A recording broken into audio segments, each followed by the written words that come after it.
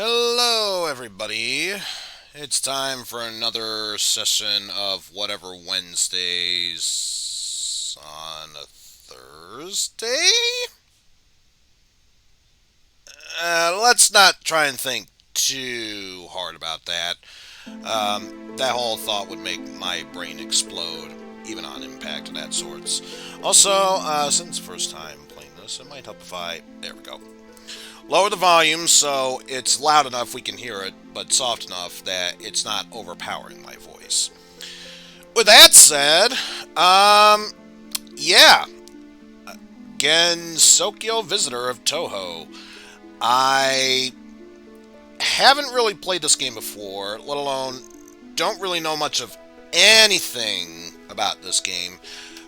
But I did ask my good friend GM about this. He did say it was VOD safe, so we should theoretically have no problem with this.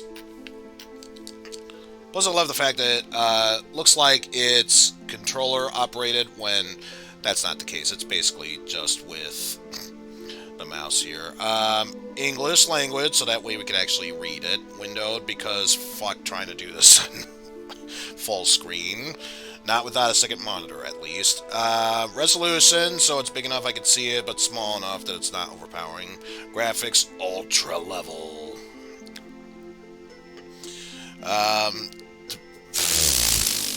Okay. Good line of text in the preview setting there.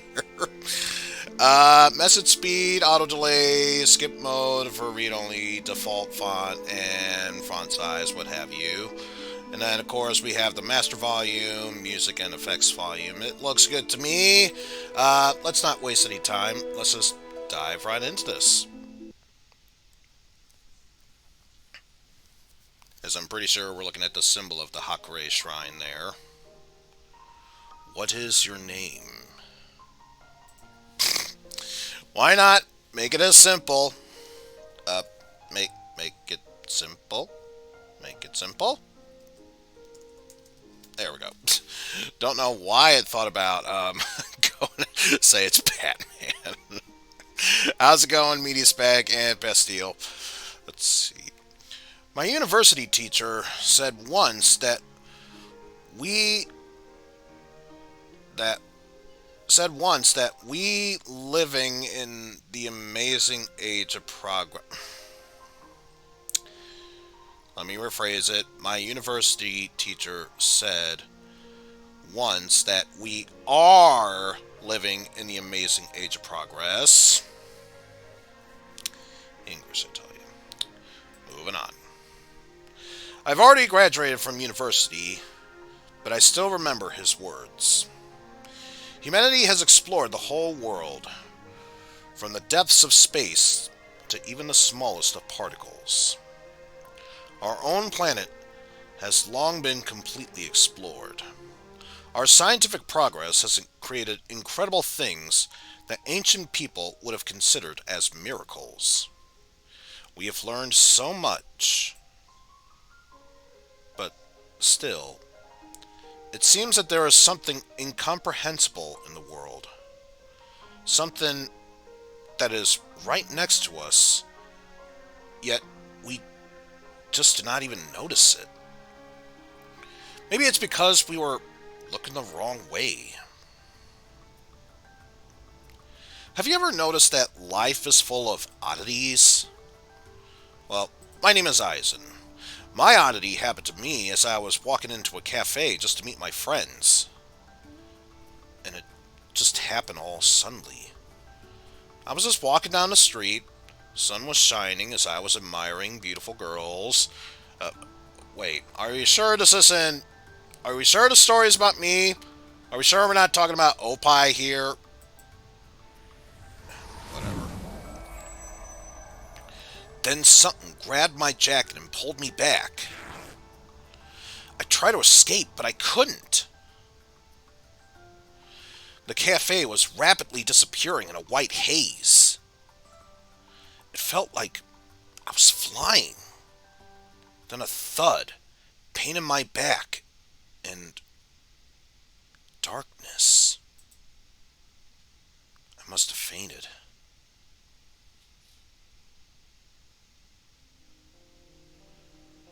After a while,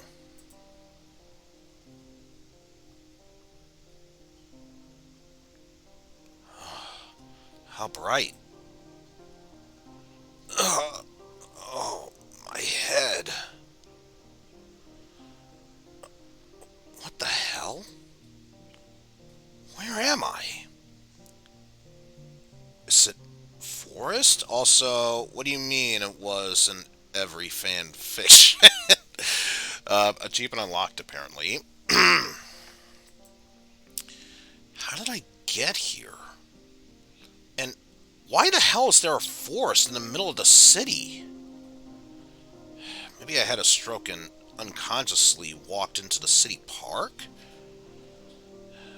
I even read something about that. Such a splitting headache. Maybe I should call an ambulance. Hey! Is anyone here? I need help! There was only silence. No sound. Can anyone hear me? I screamed like that for what felt like another 15 minutes. Still no response. I didn't even hear any noise from the city. No sound of cars, voices of multiple people, knocks. Nothing. Just the wind that roared in the foliage and the birds that chirped. Finally, I was tired of screaming. A splitting headache. Is this dark seed? We're not ruling that factor out.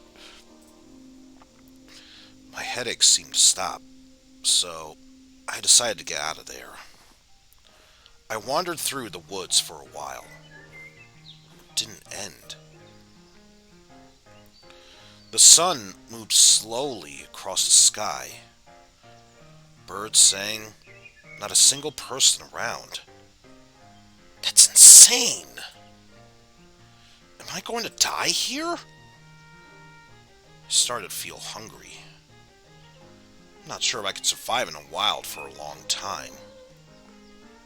Shit, Marisa! A human voice. Was it real? Let's pick berries together like real friends. She just left me here and ran away. A real human. In the forest. Maybe she can help me. Why did I even agree to this? And she calls herself my best friend? The voice then started to move away. Damn it! I can't miss my last chance to be rescued. Wait! I need your help! I'm lost! What? Marisa, if you're kidding, I swear you'll get a hit in the head. I promise you. I broke through the bushes to hear her voice. But I ended up tripping over some root and fell into the road. It hurts. A girl was looking at me quite surprised. A shrine maiden? In here? I don't remember any shrines near the cafe. Just how far did I go? Who are you? It's so good that I met you, miss. As you can see, I'm lost, and I can't find my way back into the city. I'm not quite sure what happened. Maybe I have a concussion and need medical attention. You're doing great. You look pretty good. Just like a real person. What? But my advice to you is to change your clothes. You look very unnatural. A what? But these are my clothes. Miss, I don't understand you at all. Can you please help me? Look, it's none of my business. If you want to go to the village as a person, then please do so. But don't get me involved. Otherwise, I'm going to disintegrate you very quickly. Why? I'll be very grateful. If you need money, I have a little bit of it. Of course. And then all of your money will turn into fallen leaves. As always. Huh? Leaves? What leaves? Miss, have you lost your mind? You, Tanuki, are totally brazen. Swear, you're either very stupid or very arrogant. I can forgive a lot, but I won't allow anyone to dare insult me. Oh, gods. Something strange started happening to her. Damned yokai. I'm so sick of you.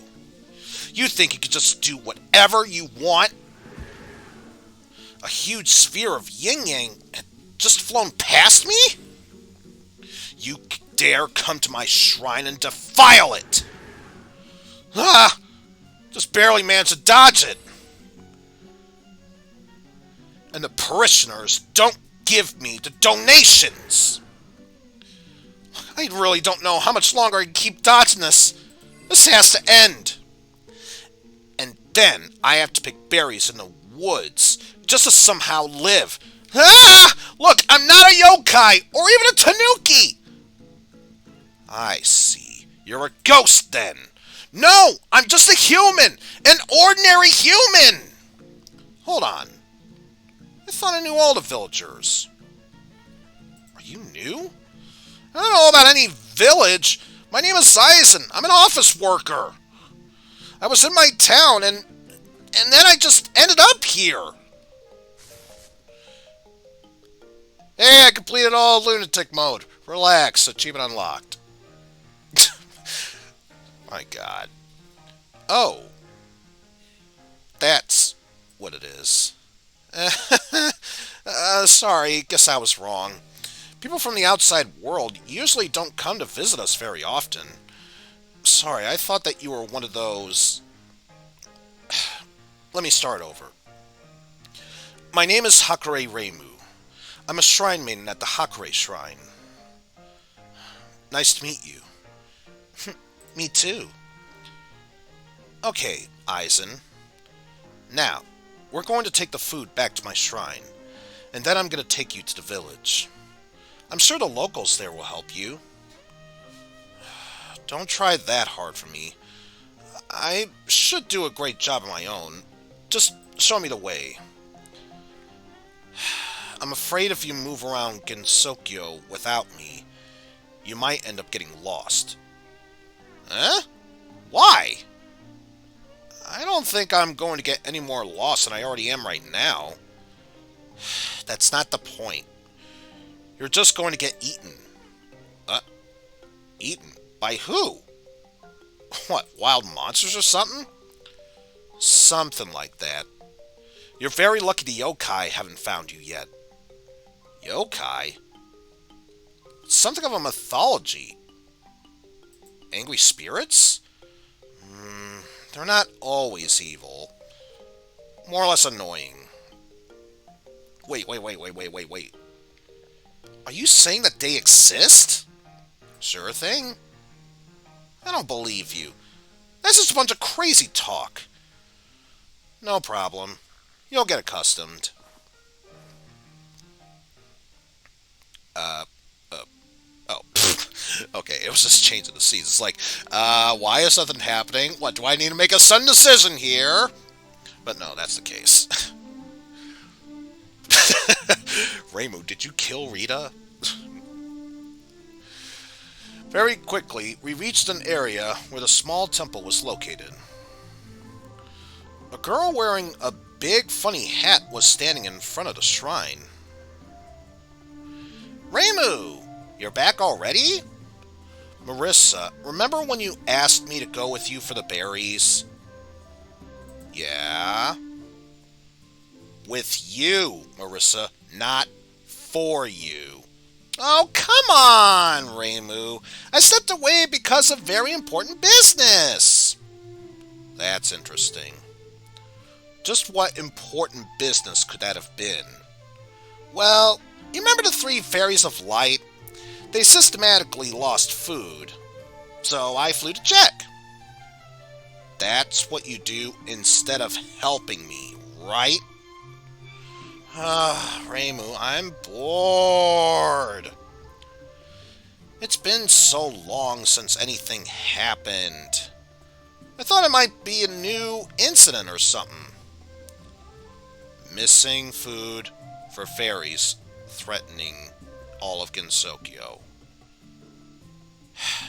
That's just incredible. Aw, please don't get mad. I did not act well. But you helped your friend, and that's a good thing. I'm not sure you're my friend. Not just a cunning yokai who uses my kindness. But you haven't lost your time, as I see it. I see you found an assistant. Oh, this is Eizen. He says he's from the outside world. Oh. And this is Kurosame Marisa, my so-called friend. Aw, now don't start that again. Nice to meet you. Wow, he's very polite. He wandered through the woods. You know, no one yokai has detected him. Yes! Such unbelievable luck!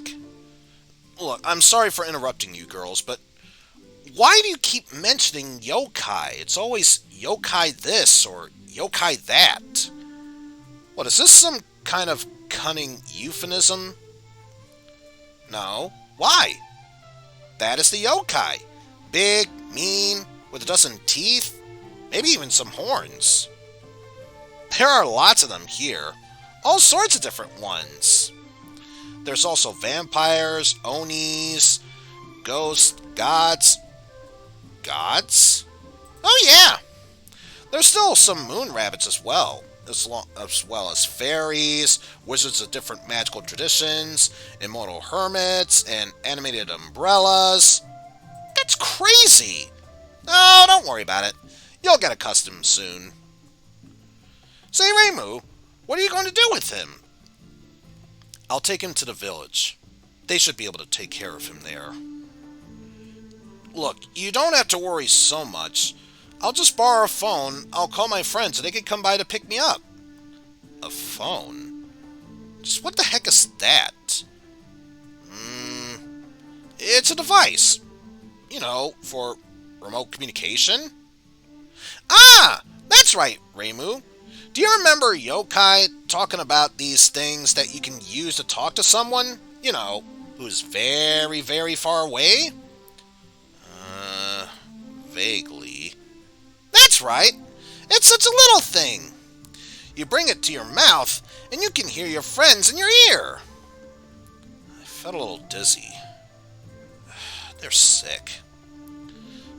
Yes, that's exactly what I'm talking about. Can you get me such a thing? Sorry, Eizen. We don't have any of those talking thingies. Fine.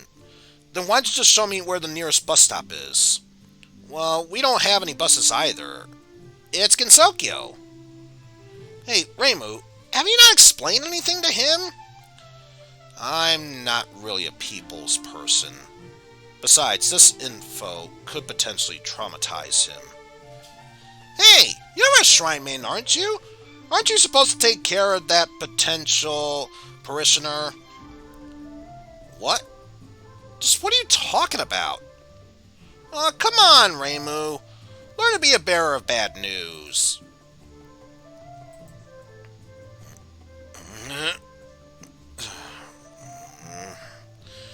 I don't know how to break it down to you. Imagine a mushroom. It grows up in the woods, right? Suppose so. He's doing well. He keeps on growing. He even knows what a phone is, too. I think I just skipped over some dialogue. Hold on a sec. Can I, shit. I think I skipped over some text. Where's the text history? Hold on. Hold on. I'll figure this out. That's a save. That's a save. That's good to know. Okay, here we go. He is doing well. He keeps on growing. He even knows what a phone is. He brings it out with his friends. And so, one fateful day, everyone forgets about the mushroom.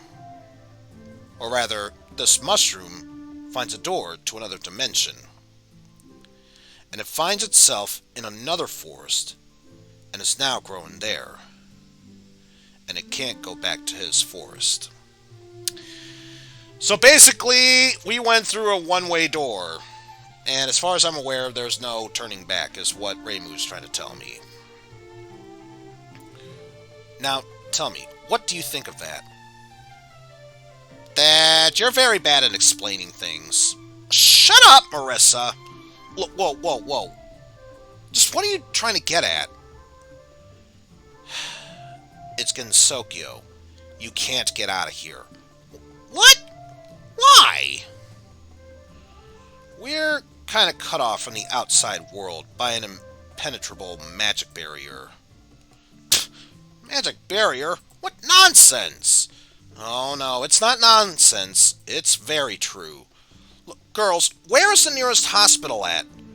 Oh gods, are you hurt? Did I end up hitting you with one of those spheres? Really? Did you really attack him with the yin-yang spheres? Look, I mistook him for a tanuki earlier. Reimu, I think you're starting to become a bit like a yokai yourself. Look, what else was I supposed to think? He jumped out at me from the bushes.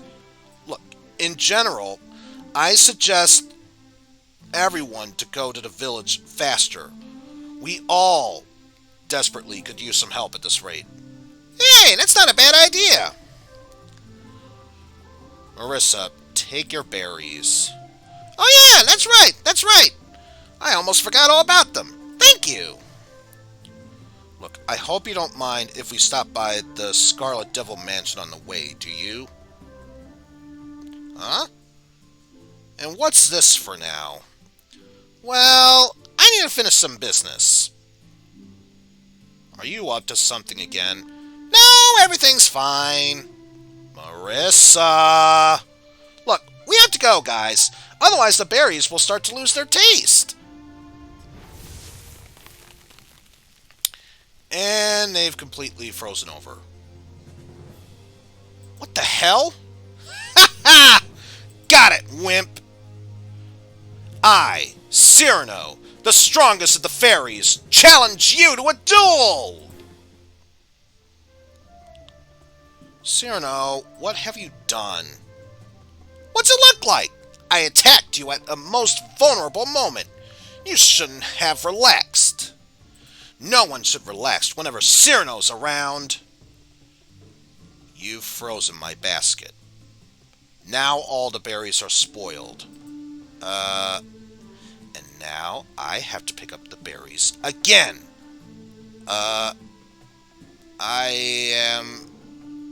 I've ruined your food. It's like at real war. Cyrano. Yes? Cyrano. I thought and decided that we could postpone our battle. I urgently need to visit Sunny Milk. Cyrano! I left! Stop! Skank! Why is this happening to me? Was it just my imagination, or did she just fly off on a broomstick? Yes.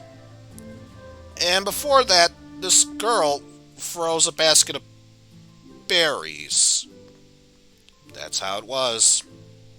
She also had rings in the form of small ice flows. You'll get accustomed. Turns out that all of these yokai, and I skipped it over.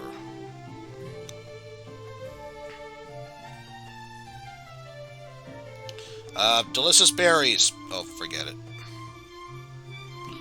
And it won't let me... I think the dialogue text is a bit funky. Maybe it was something along the lines of... maybe what you were telling me was true. I already told you that. So it turns out that I cannot. A terrible truth spun my head. I felt like I was getting weaker. Hey, what's going on? Don't fall! I can't go home anymore, can I? You know, maybe we should postpone going back to the village. You're looking a bit too pale right now, almost like you're gonna faint. I'll never come back. Look, you just need to get distracted is all. How can I get distracted from that? Well, how do you have fun in the outside world? We could go to the movies, play video games, play baseball. I'm gonna admit to 2/3 of that statement. Just gonna say, I didn't understand a single word you just said. We meet new friends to socialize. And that's the idea. I suggest we have a picnic. And how's that gonna help me? Well, you'll have a little bit of rest and relax for a bit. I really don't think it's gonna help me right now. Nonsense! Some sake will definitely help. Actually, I could use a bit of a drink right now. Maybe a lot of it. Some of the faces should be emotes. If we get enough subs, that could be a thing. We didn't end up going very far. Reimu ran to the storeroom and brought a bedspread and some food from there. We settled in the field next to the shrine. Reimu was right. When I started to drink some of that sake, I started to feel really better. Possibly drunk, but still better nevertheless. From afar, there were screams, but they didn't really bother us so much. Marisa, wait! I made a mistake! Master! Marisa, don't! Spark!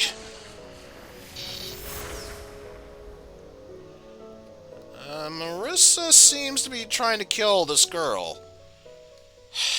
I highly doubt so. Fairies are quite strong creatures, so it's not very easy to kill them. So, is this girl a fairy? If that's the case, it would greatly explain the wings.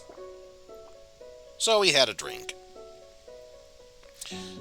So I guess you really were telling the truth. This world really isn't my own. It's a bit complicated. In a way, it's your world, but it's not at the same time. Please explain it for me. Where to start? Once upon a time, yokai, gods, and other creatures once lived in the outside world. But because people were getting smarter, they stopped believing in different creatures. So, basically, this is pulling a hook. Well, what if I said I don't believe in fairies right now? Every time someone says that they don't believe in a fairy ends up dying. I don't believe in fairies! Anyway, I could go on with that. Let's just keep this moving. They began to forget. But the yokai needed the humans' faith in order to exist. And then, the powerful sages and yokai united and created a barrier that helped separate the outside world from this world, Gensokyo. There are enough people here to keep alive the yokai, and the yokai are protected from the people's disbeliefs. So what you're saying is Gensokyo is a pocket dimension? I think I might have read about this in fiction. I don't quite understand what you just said. Imagine two air bubbles in a tea. They're stuck to each other. So the big one is supposed to be my world. That is the outside world, as you would put it. While the little one that's holding on to the big one would be Gensokyo. And both of these bubbles float in the tea together. Neither can truly break away from each other. You said it quite well. Yes, our worlds are very closely connected and float together. So then, how did I end up getting into your world? That, however, I don't know. These things just happen sometimes. But shouldn't the barrier protect us from you? Alas, I really don't know how the barrier works. But some things from the outside world are sure to penetrate through it. Gensokyo is a refuge for everything that turned out to be unnecessary in the outside world. You know, there are still yokai in the outside world.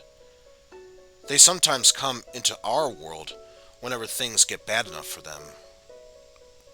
Different things that have been forgotten somehow end up in Gensokyo. And sometimes there are people like you. It's happening.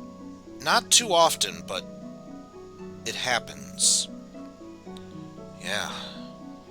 Maybe I should consider myself lucky. Oh, don't get too upset by it. I'm sure you'll find a new life in the village. I only want to get my life back. What did you do before in the outside world? Well, as I said before, I used to be an office worker. My job was to calm down conflicts between various clients in my company. I have this talent. I seem to get along with anyone, really. My boss even told me that he wanted to give me a promotion. In general, it's basically a normal job. I made a lot of phone calls, used to work a lot on the computer. Oh, so you know how to use a computer? Why, do you have computers? Yes, I have one. And it basically tells me that Ice Twister has resubbed for 6 months, which, by the way, thank you for the resub. I used to be an office worker. Then I decided to become an anime. Not become an anime, but become an anime. God, I just love text-to-speech sometimes. How's it going, Ice Twister? When I grow up, I want to be a blitzball. Not even a blitzball player, just a blitzball.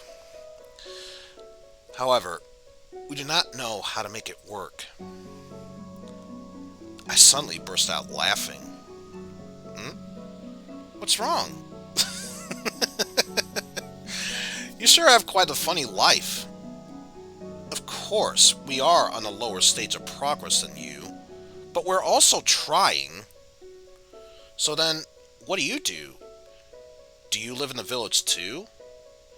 No, I'm just a shrine maiden for the Hakure Shrine. I live here. I work for the shrine. You know, clean up here, help the pilgrims, banish the yokai. No way, really? Well, not everyone, of course. Only those who dare break the rules. For example, those who would attack people in the village. Yokai don't necessarily prey on people in the village, but outside of the village, anything can and will happen to you. Wow. So I really was very lucky to have met you. And you say that you always win? Well, not always, but very often, though. Tell me, please, what is it like to fight monsters? Is it scary? Not really. Basically, they're just very intrusive is all. Though, some of them can be difficult to cope with. That's when the moon was stolen from us. I'm sorry, what? You know, moon emissaries wanted to steal the moon princess. And those idiots didn't come up with anything else other than to replace the real moon with a fake one. Wow. But they quickly changed their minds once I beat them up. It's true. I almost got hurt myself because of that. And despite all that, you weren't scared? No. It is my duty and purpose as a shrine maiden of the Hakure Shrine. Yeah, it does seem like it's a bit of word salad, hence why the only real Touhou thing I know, besides this apparently, is Megamari. So the way I see it, smile and nod. That's basically the best approach I can think of it. Wow. It's amazing how such a fragile girl is able to cope with such hard work. It's actually rather impressive.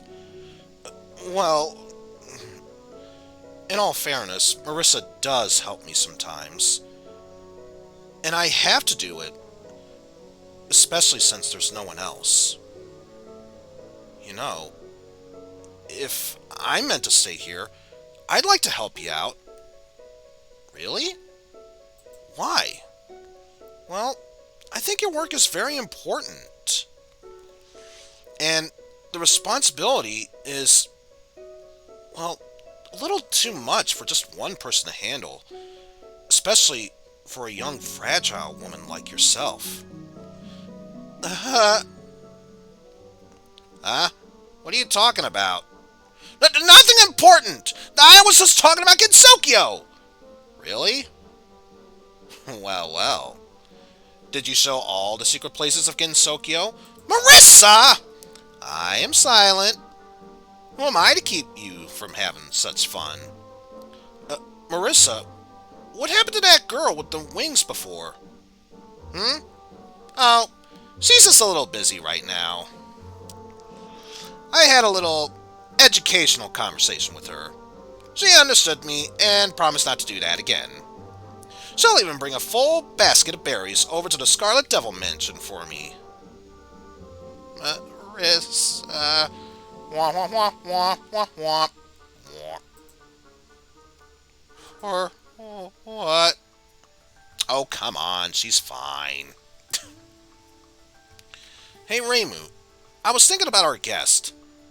There's something strange about his emergence. I think it's an incident. And I think that you just have too much time on your own hands. Look, I know this all sounds crazy, but think about it. How often do you think people from the outside world come to us? Not very, but it still happens. I know! And mostly they fall into the claws of a hungry yokai and such.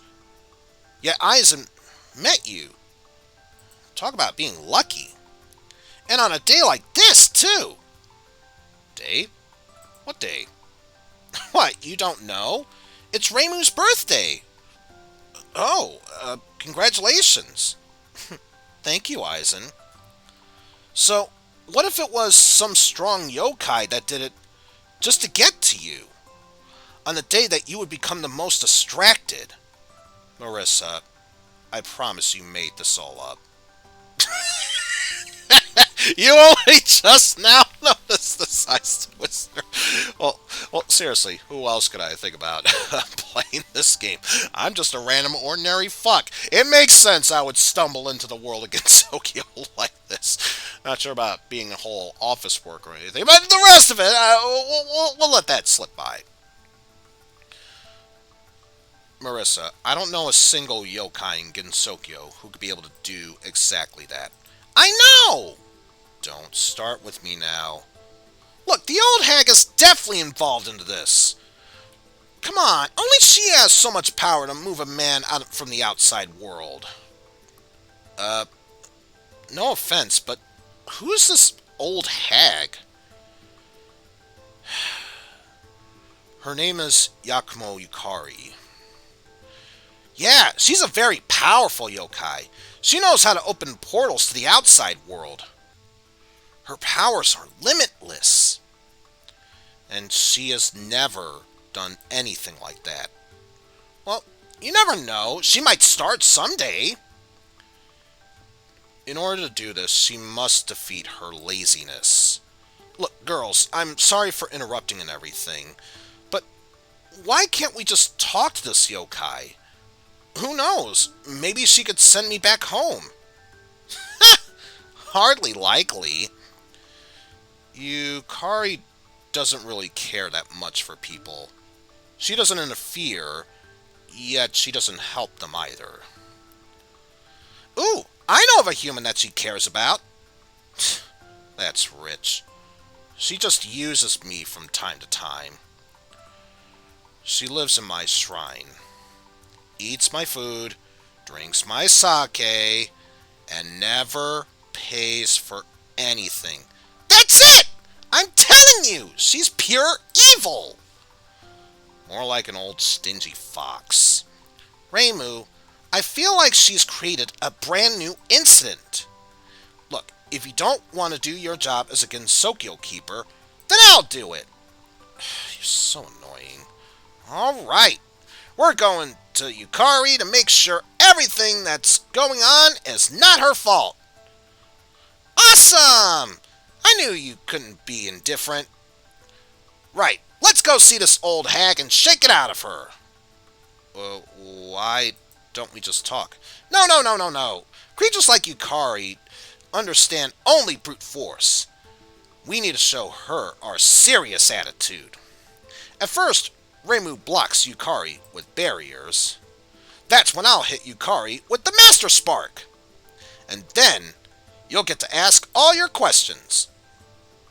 Well, probably. It sounds like a plan. Awesome! Let's go! It remains to understand exactly where to look for Yukari. What, don't you know? How would I know that? No one knows exactly where her lair is. Oh, shit. I thought her favorite knew for sure. What? I'm not her favorite! Oh. It hurts me. Oh, Cyrano. How you feeling? It feels like I couldn't dodge Master Spark. Well, chuck it down to experience. Next time, you won't try to attack from the back again. You're not going to, are you? I got it. You could have just said that you didn't want to fight right now. I don't get you. Why challenge and then refuse? This way has come in vain. Look, we don't mind fighting and everything, just not today. We're busy. Alright. Okay, guys, let's think. If we were Yukari, where would we hide? You're looking for Yukari? Yep. Well, she said that she would spend the day on Yokai's Mountain all day. What? Is that true? Yeah. She told me that. Ha! Lucky! Let's go even faster! Whoa, not so fast. Are you sure that's Cyrano? Yeah, that's right. I was playing in the woods with frogs, and then Yukari came. She said you were calling me, and that she was going to rest up in the mountains. Looks like you really were telling the truth. Looks like everything's falling into place, and the mansion is easy on the way. Let's go faster! Now then, Cyrano, pick up some berries. Yeah. But only pick the largest and ripest of them all. Yeah.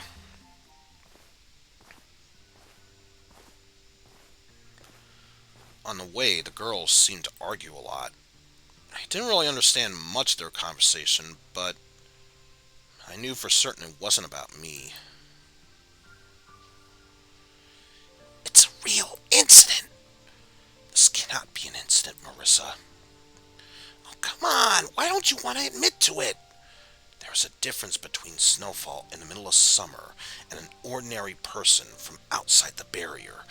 I don't seem to know much about the Touhou games, but based on what I remember from when Slow Beef did the somewhat retrospective of the Touhou series, the whole snowfall in the middle of summer plot, wasn't that in Touhou 7? I don't remember the title, but you get where I'm going at. The first Windows game that was past the whole PC engine sort of thing. That's just me. Reimu, you're totally lazy. On the other hand, you are fully ready to act, ready to call any small case as an incident. It's not a small case. I feel like Yukari's involved. Who knows what she's up to? I hate to admit it, but yokai is the sanest yokai that I know of. It's just not her style to stir up any trouble. Oh, come on, she's a yokai! An evil being! The enemy of all of humanity! Who knows, maybe she intentionally transported this guy right here on your birthday.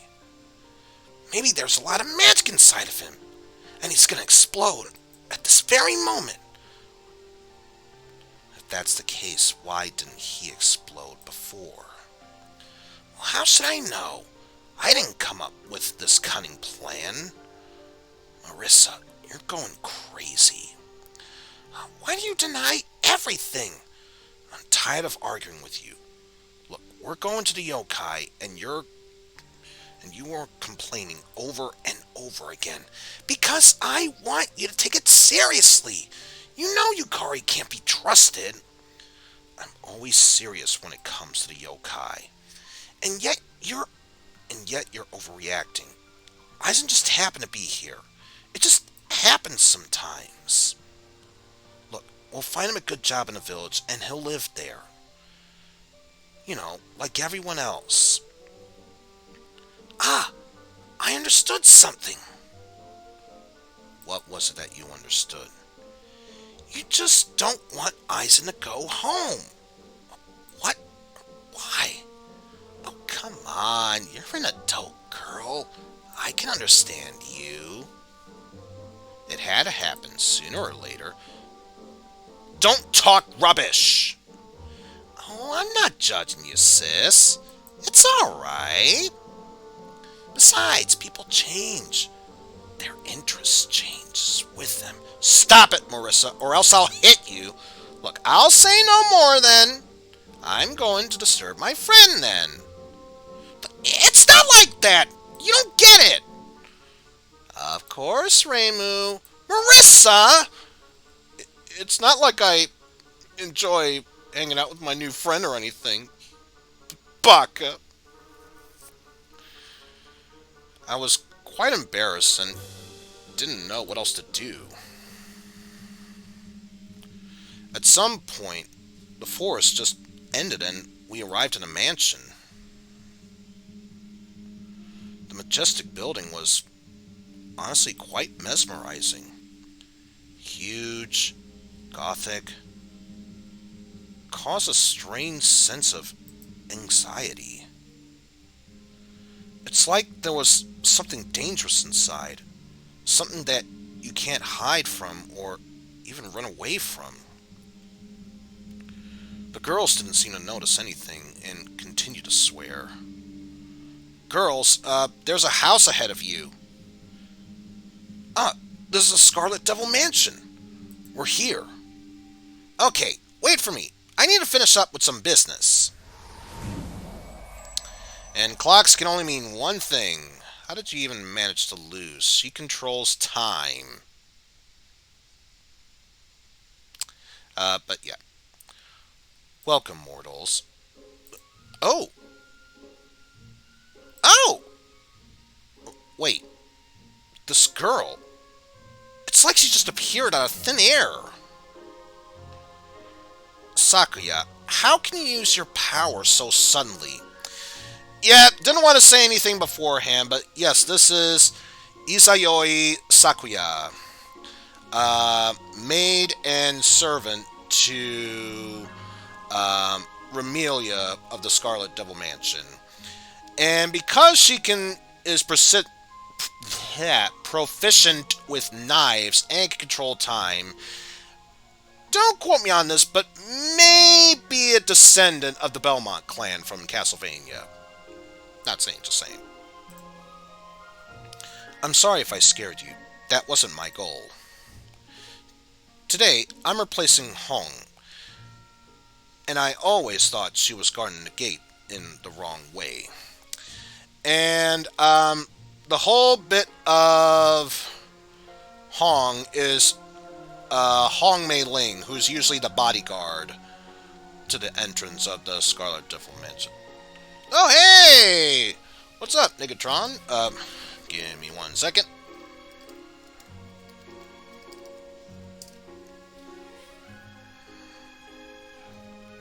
See, there we go. Thank you very much for the lurk.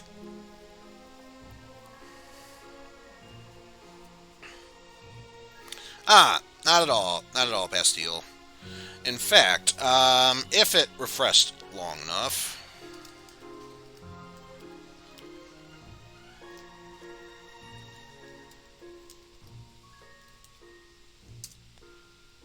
There we go. Got you covered. Anyway. So, do you think it's right to suddenly appear in front of guests? No way. That was my mistake. Please, forgive me for that. At any rate, what brings you over to the Scarlet Devil Mansion? We are, in fact, about the food. As I understand, you've brought a snack for my mistress? I must admit, he is a very pretty handsome young man. My mistress will be very pleased. What? Excuse me? Oh, no. Eizen's not a part of the deal. He's just our guest from the outside world. Ah, so you're new. Allow me to welcome you to Gensokyo on behalf of my mistress, Remelia Scarlet.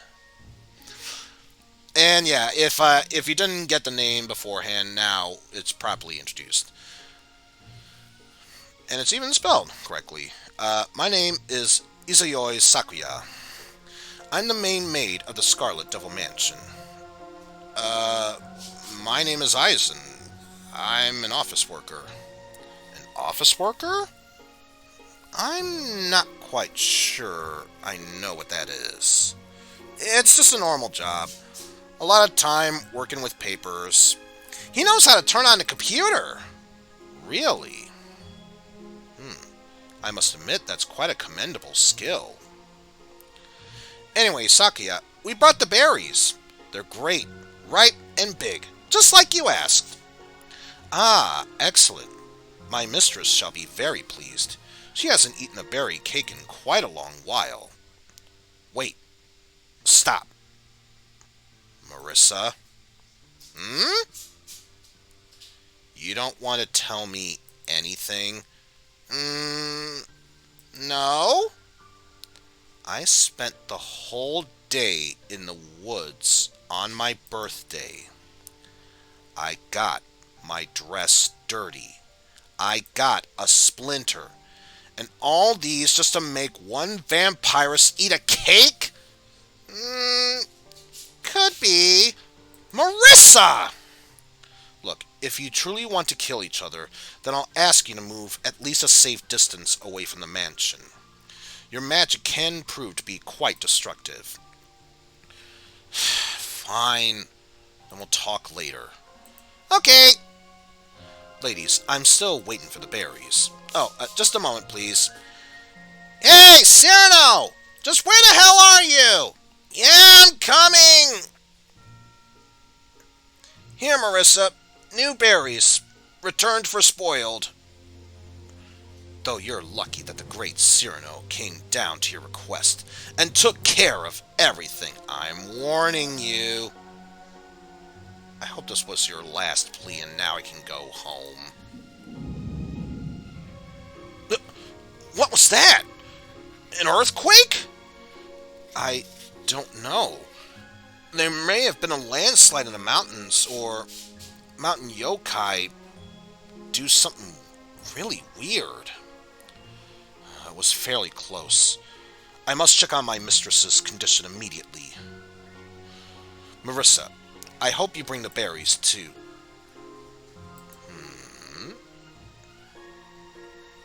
Marisa, I didn't want to. It's just that the ground shook and I couldn't hold the basket. I turned around. Oh my my goodness. What? What have you done? Uh-oh.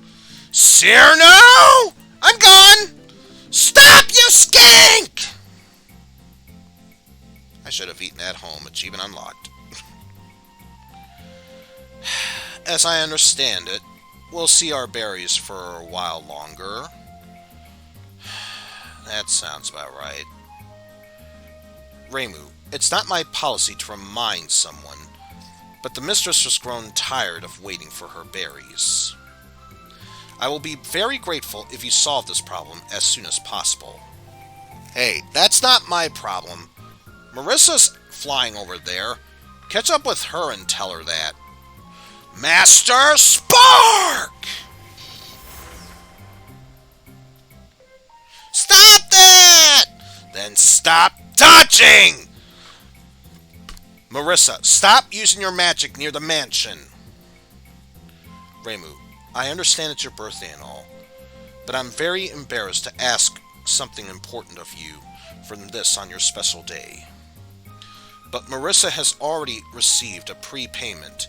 The berries are due to appear today. It's very important. Stop.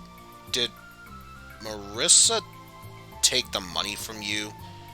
Not exactly money. More or less a promise. Never mind. She got paid and I did all the work for her. I think it's best if you talk with Marisa. Master Spark! Please stop! I get it!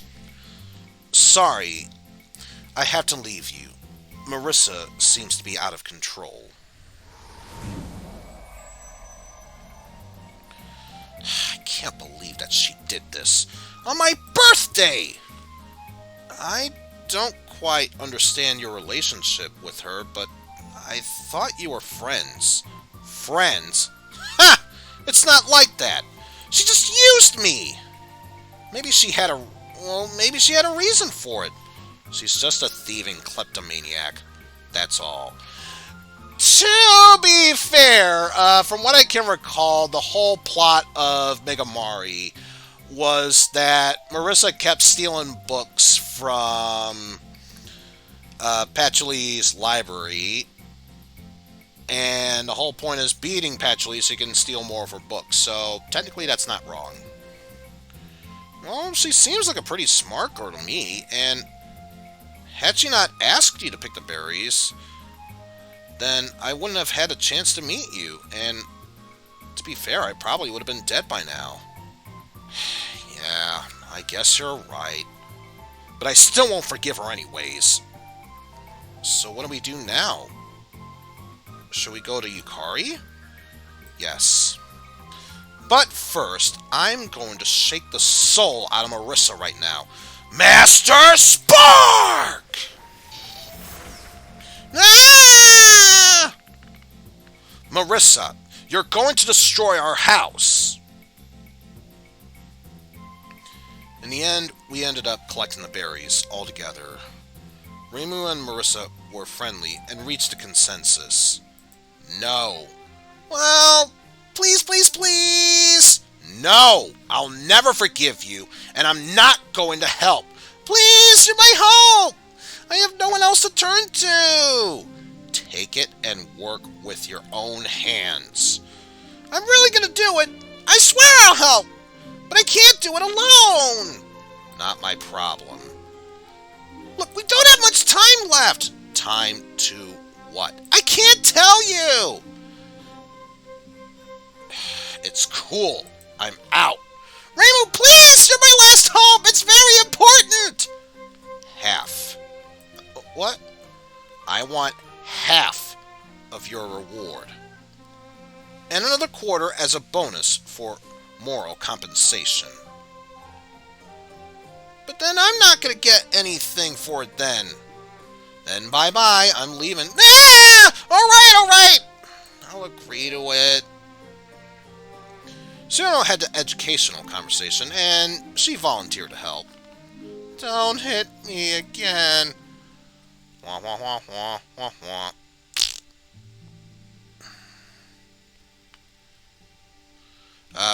Wait a minute. You didn't. Uh,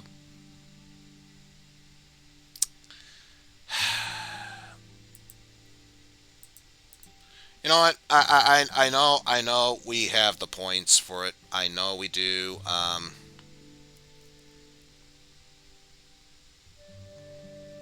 But I just feel like I need this moment.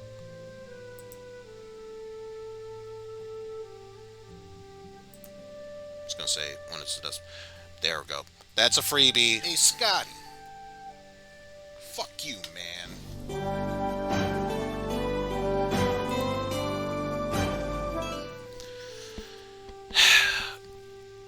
As I was saying, you didn't have to beg me. I was happy to help the people that helped me out. I'm sorry to get you dragged into this. You didn't really have to help us at all. Nonsense, it's alright. I don't mind. I'm glad to hear that. I didn't feel very well because of what Marisa did.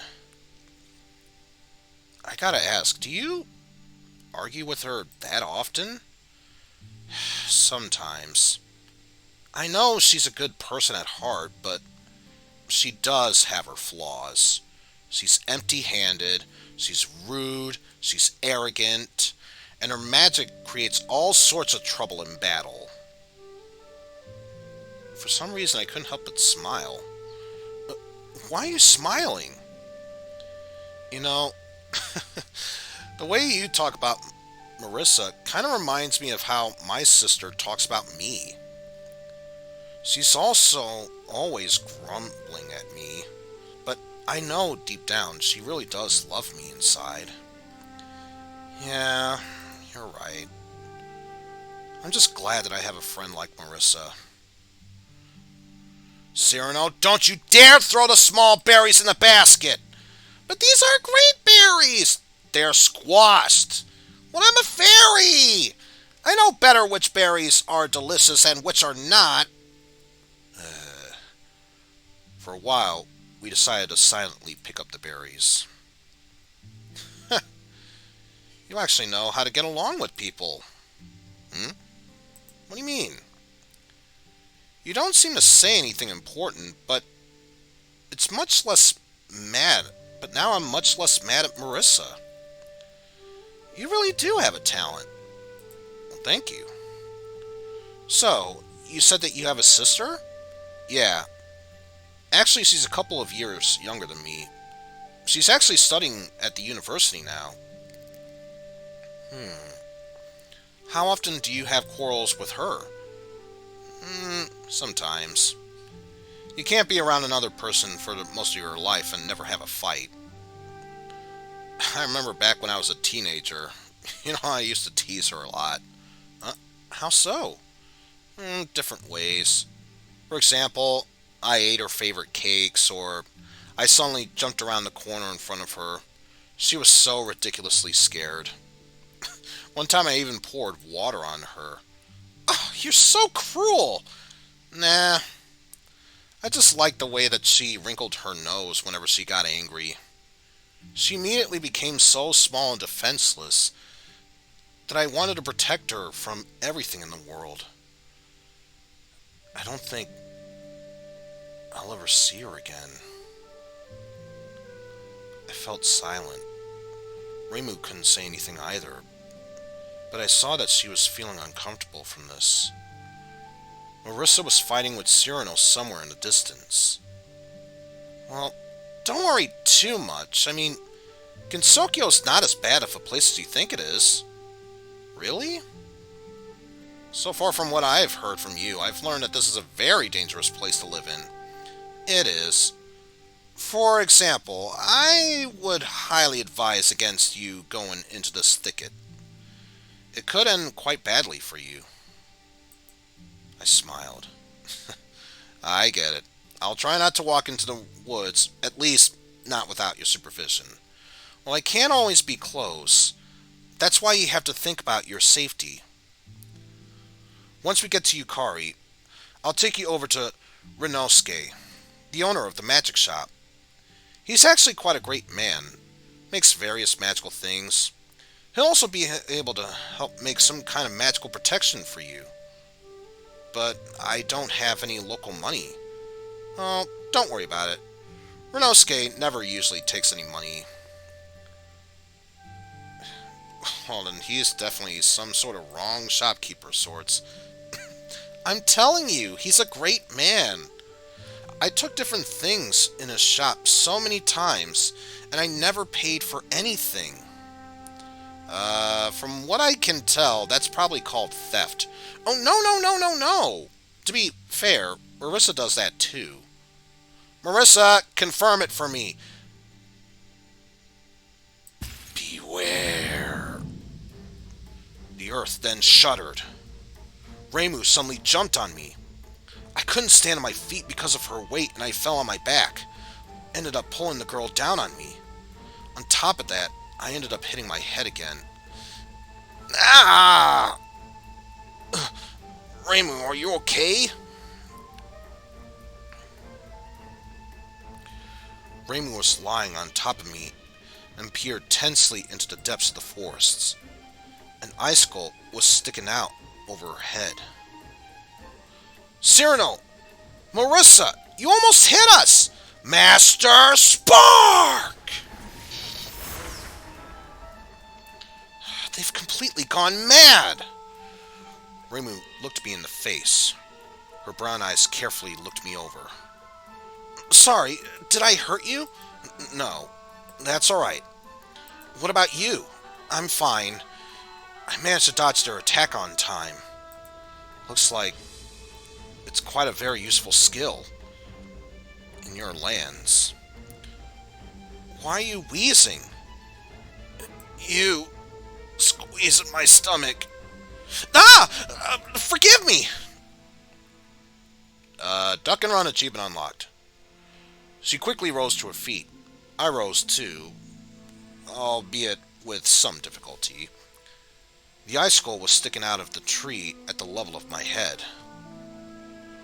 Looks like you saved my life. Thank you. It's nothing. If you had the opportunity, I'm sure you'd do the same for me. I don't know exactly like you, but I would definitely do my best. Look at this. Reimu pointed at the berry bushes. Beautiful, juicy berries laid crust on the ground. These lunatics have ruined this whole crop. This is a disaster. It's all gone. Why? Why don't we look for all the other bushes? Other bushes will only be far deeper in the forest. I'm not going to take you there. It's far too dangerous. If need be, I could always wait here. Do you really want some random yokai to eat you? Well, Marisa could protect me. She looks strong. Marisa? I don't think so. I can't trust you with her. She could easily mess it all up. You know what? Screw this. Let's just go to Yukari. What? You just want to give it up? Yes, that was originally Marisa's idea. Let's just deal with her vampiress herself. I blinked. Was that white-haired maid a vampire? Come along. I know a short road. Reimu then grabbed my sleeve and pulled me in. We then followed a forest trail. On the way out of the clearing, I looked back. The icicle was sticking out of the tree.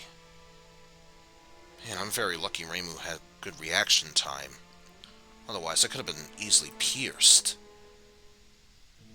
It was a very dangerous place. But the way Reimu fell on me, feeling the softness of her body. Oh, pie alert! I'm just going to say before I continue any further, oh, pie alert! Just watch your words, game. Please watch your words. I do not want to get banned from Twitch. Perhaps some things in Gensokyo started to me like... We walked in the woods for a while. Reimu was very wary and shuddered at any rustle. Pretty soon the forest gave way to the bamboo shrubs. The openings on its thickets formed paths. Reimu exhaled and relaxed. Keep up with me. It's very easy to get lost in these thickets. I didn't realize it right away that there was some orderliness in these strange paths. We were moving our way through a huge bamboo labyrinth of sorts. Reimu confidently moved forward. Hey, does anyone else live here? Yes, mostly the moon rabbits. It would be interesting to take a look. Since we don't have that, the earth then shook. There was a distant thunder. Somehow Marisa and Cyrano began to fight in earnest. Hopefully nothing bad will come of it. You know, Reimu, Gensokyo affects me. If I found out that two strong girls in my world are fighting like that, in a way that easily trembles the earth, it probably would have terrified me. Yet here, it's perceived as if it was something ordinary. So what do you think of Gensokyo? I don't know. I haven't really seen much of it yet, but everything is different here. But for some reason I feel calmer here than I would be at home. Other people, other events, even the air seems different. You know, I never really picked any berries before I came to Gensokyo. Really? Yeah. Why? Didn't you like it? No. It was even a fun. Wait, what? Um, no, it was even a fun. Oh my god, the English! Ah, the English! If this keeps up, I think I know what our raid message is. I think I know what our raid message is going to be based on what it is. In fact, you know what? I'm just going to open up a notepad file. I need to take a note of this.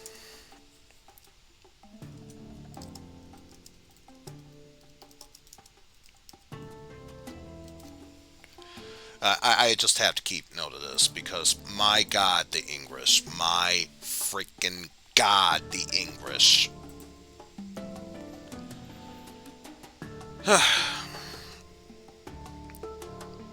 Let's calm down. Resume. I generally know little about the world beyond the barrier. Can you tell me what it is? Well, what are you so interested in? You know, how you live there. In a world of large concrete boxes, radio towers, and computers. Oh, and you know the outside world pretty well, too. Well, I saw it once in one of Yukari's portals, and radio towers come to us sometimes. Seriously? Radio towers? Yeah. People seem to use them less and less, and all forgotten. Gets into Gensokyo. Yeah, I remember. So what's your world like? I looked at her thoughtfully. Well, it's hard to explain, but I'll try. We have a completely different life. It's more dynamic, and at the same time, it's very unhurried. Oh, how's that? Let me give you an example. When I wake up, I had to do a lot of things at once. I take a shower, have breakfast, get dressed, and leave the house exactly at the right time in order to catch a train. If I don't make it to the train, it means I'm late for work, and my boss would end up not being very happy with me. Then I run, hurry, then sit on a train for an hour and a half and wait for my stop. Understand? Not really. What's a train? It's it's a huge metal capsule where people sit, and the capsule is traveling at high speeds on the rails. Oh, I get it. What are rails? This is huge metal sticks on which the train rides on. They're needed so that the train cannot turn out of the way. What? Wait, did you capture the metal yokai that should carry you? It's cruel. No, no, no, no. A train isn't a yokai. It's kind of like a computer. It's not really alive, just a mechanism. Exactly. I've completely forgotten that you use technology in the outside world. That's it. What was I talking about? You've talked about your slowness in the movement. You could say that. You know, I'm on a train for tens of miles speeds, and I don't do anything at the same time. And then, already at work, I have to do a lot of small things, and at the same time, I do not move anywhere. I sit on a chair for 8, maybe even 10 hours. Well, that's weird. Perhaps, but that's life. We fuss around more, even though we're only doing minor things. Do you get anything? Well, I now understand that you completely don't know how to explain well, just like me. I ended up smiling at that remark. So I guess we do have something in common then. Yeah, you're right. I don't get much, but what you're saying does sound pretty sad. So you're not happy in your world? I then thought about it. Was I happy? I didn't know. For a while we walked in silence, and Reimu didn't even bother rushing me. I don't know. But I can say for sure, we don't have any yokai, and this is a great advantage. Reimu smiled. Yokai are not as scary as you would think. Impressionably, the bamboo maze then ended, and we came out onto a small hill. The road wound higher and higher into the mountains. Maybe Marisa was right. This could be an incident. What is wrong? Can you feel the earth trembling? Something's not right. Marisa and Cyrano are far too far away. And to be honest, I don't think they have the power to do something like that. The first time we felt the tremors was back when we were near the mansion. And then the girls didn't fight. I remember. And I really don't like it. I didn't really give much importance to it at the time. I shouldn't have. I know a few yokai who can do that, and I can't say I want to see them now. If it starts, be sure to stay away, alright? Got it. I'll try my best not to die. Reimu smiled. I'm relying on you. So, can you tell me what the incident is? This isn't the first time I've heard that expression today. Well, the incident is a major violation of Gensokyo's laws by yokai.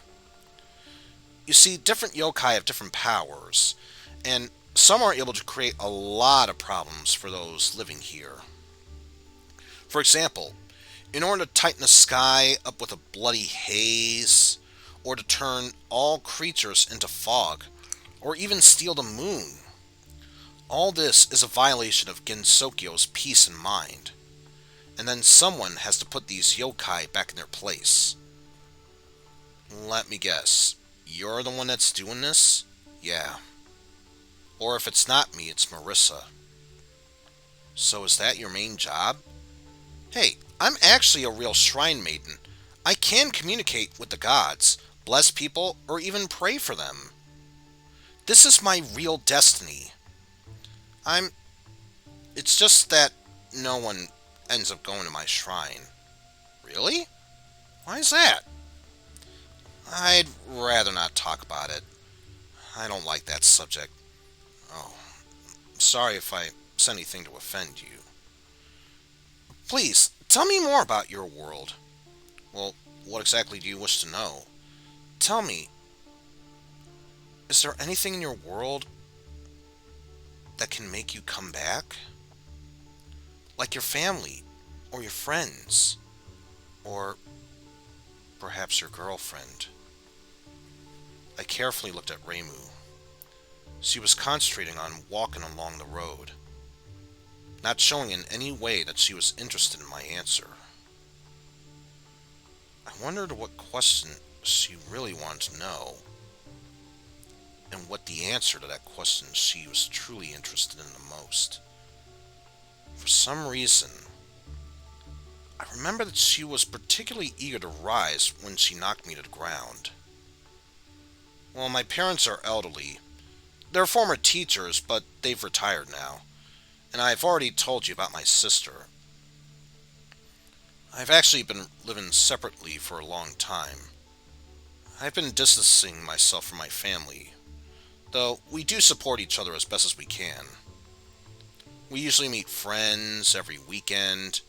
We walk, have talk, have lunch, and communicate a lot. I love my family and friends. They're all very wonderful people to me, and I know deep down I would really miss them. As for a girlfriend, I really don't have one. Really? Got it. Well, we're almost there. Did you feel that? Yes. This time much closer than the last one. We're definitely getting closer. Keep up, but try not to get too close. I remember. If something happens, I'll try and hide in the bushes, and try not to attract too much attention. Good. We were sneaking our way to the top of the mountain. It was close. I'm going to hit you. Try it, Celestial. So far, you've missed all of your attacks. Did you hear that? Yes. It's very, very bad. Are you okay? Yeah. It's just that the shaking ended up taking your breath away. Stop dodging, you old hag. Why should I stop?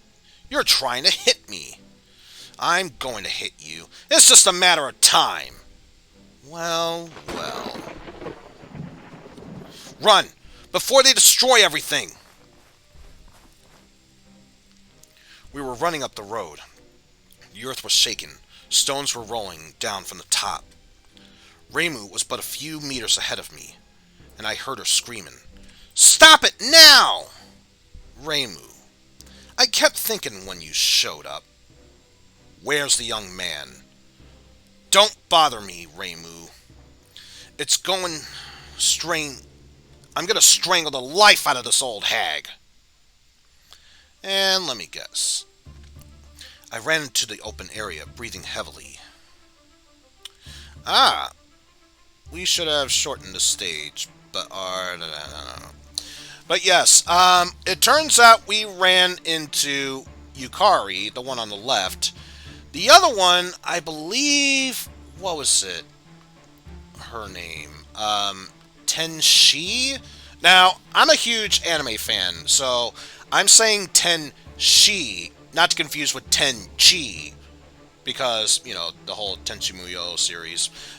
But yeah, this isn't Tenchi, but rather Tenshi. So, anyway, moving on. There were two strangers on it. I have no idea what happened here, but I won't let you fight. Because of your fight, all of Gensokyo is shaking. Of course it does. After all, our brave Celestial is diligently losing the local landscape. On the other hand, you're not even trying to hit me. You can only run away. I don't see any other reason to attack you, because I'm already winning. Winning? You're just a weak coward. And you sent your servants to our garden just because you're afraid to come. Of course it is, darling. You couldn't hurt me because of my fear for you. She confessed it herself! You know, you even got me interested. I'm offering a bet. You're going to show me your best, most powerful attack. And I'm not going to almost dodge it. What do you think? With pleasure! Then I'll go up in the air. There's no reason to bother ordinary residents. Attack as you're ready. Tenchi, don't you dare! But the one named Tenchi then rushed forward. The girls collided in the air. I barely had time to notice the wave of the sword. In their place formed a sparkling cloud of energy. A flash of light then blinded me.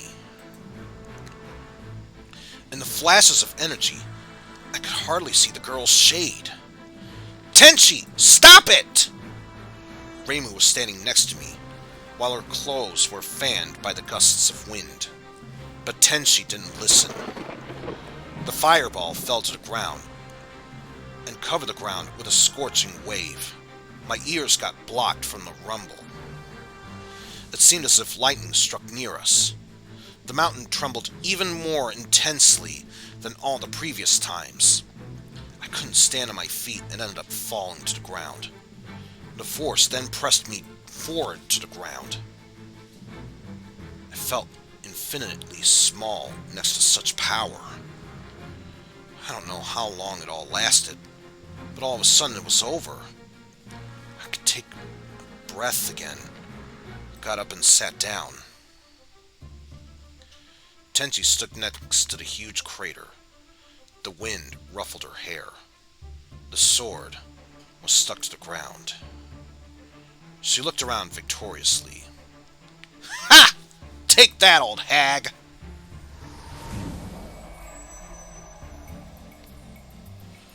What a troubled child. What? How? Looks like you missed again. Doesn't it you? Wait. Wait. Looks like...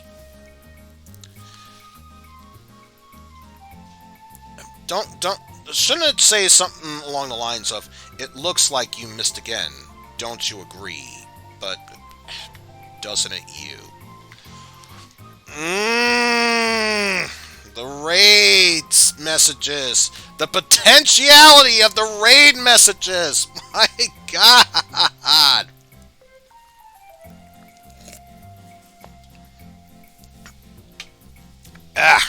Moving onward. You said you wouldn't dodge. I said that I almost wouldn't dodge. It's just not fair. The difference in power is not dishonesty. Bloody hell! We're going to fight until one of us is defeated. I said freeze, Tenchi. One more blow, and you will regret it. Ha! Do you think you scared me? Well, you're wrong. First, I'll deal with the old hag. Then, when I'm done with her, I shall deal with you. Reimu, darling, if it's not too hard for you, can you hold our Celestial for a while? I'm already bored with this battle, and I'd hate to hurt her. We'll see who's gonna be hurt. Anyway, I do have to go. There is still so much work to be done before today's holiday. Just where are you going? You'll pay for everything! A skilled dancing pirouette and another blow again hit nothing but air. The stranger mockingly bowed to Tenchi, and then she saw me. Her face stretched out in a warm smile. Oh, here you are, young man. Welcome to Gensokyo. We have a big day today. I sincerely hope you make the right decision at the hour, when the world will burn. Do you know each other? I looked at Reimu in confusion in response. I can hardly call it that. Reimu, darling, I know you have a lot of questions, but this is neither the time nor place to answer them. I will see you at the shrine later today. That's where we'll talk. There's no way I can miss such an important holiday. Reimu, Eizen, I shall see you all soon. She smiled broadly, opened something like a portal in the air with a wave of her hand, and stepped inside. You know, I love how we're saying, or I'm saying stuff like, yeah, she waved her hand, a portal opened up, and she went through it. Totally disregarding the eyeballs in the background. I mean, honestly, if it were me, yeah, I might have mentioned the portals, but I think that moving eyeballs is probably the first thing I'd mentioned. You know, not saying. I'm just saying. Ha! Are you running off the battlefield? You lose! Do you hear me? I'm the strongest in all of Gensokyo! Reimu then hit the girl upside the head. Ah! Reimu, what are you doing? I have absolutely no idea what exactly happened here, but you almost destroyed the entire mountain. Mountain? What mountain? This mountain, the one you're standing on. Do you realize the earthquakes from your battle was felt throughout all of Gensokyo? Well, of course it did. That's because I'm very strong. That or you're very stupid. You just don't see the consequences of your actions at all? If I were you, I'd apologize to the strongest person in all of Gensokyo. Why are you suddenly the strongest? Ha! Even Yukari was running away from my might. So that means that this weird girl with the portals is Yukari? It's understandable why Marisa would think that she was to blame. That's funny. Based on what I saw, that's not the case. Yukari just got bored with fighting you and just left. Clearly she ran away, I tell you. Ran away! Yeah, if you say so. Don't you believe me? Fine, then I'll fight you. Right here and now. Of course, but first, you have to reimburse me for my lost time. What? I gave up all business and rushed here because I truly thought that Gensokyo was in danger. I've been busy, by the way. Ha!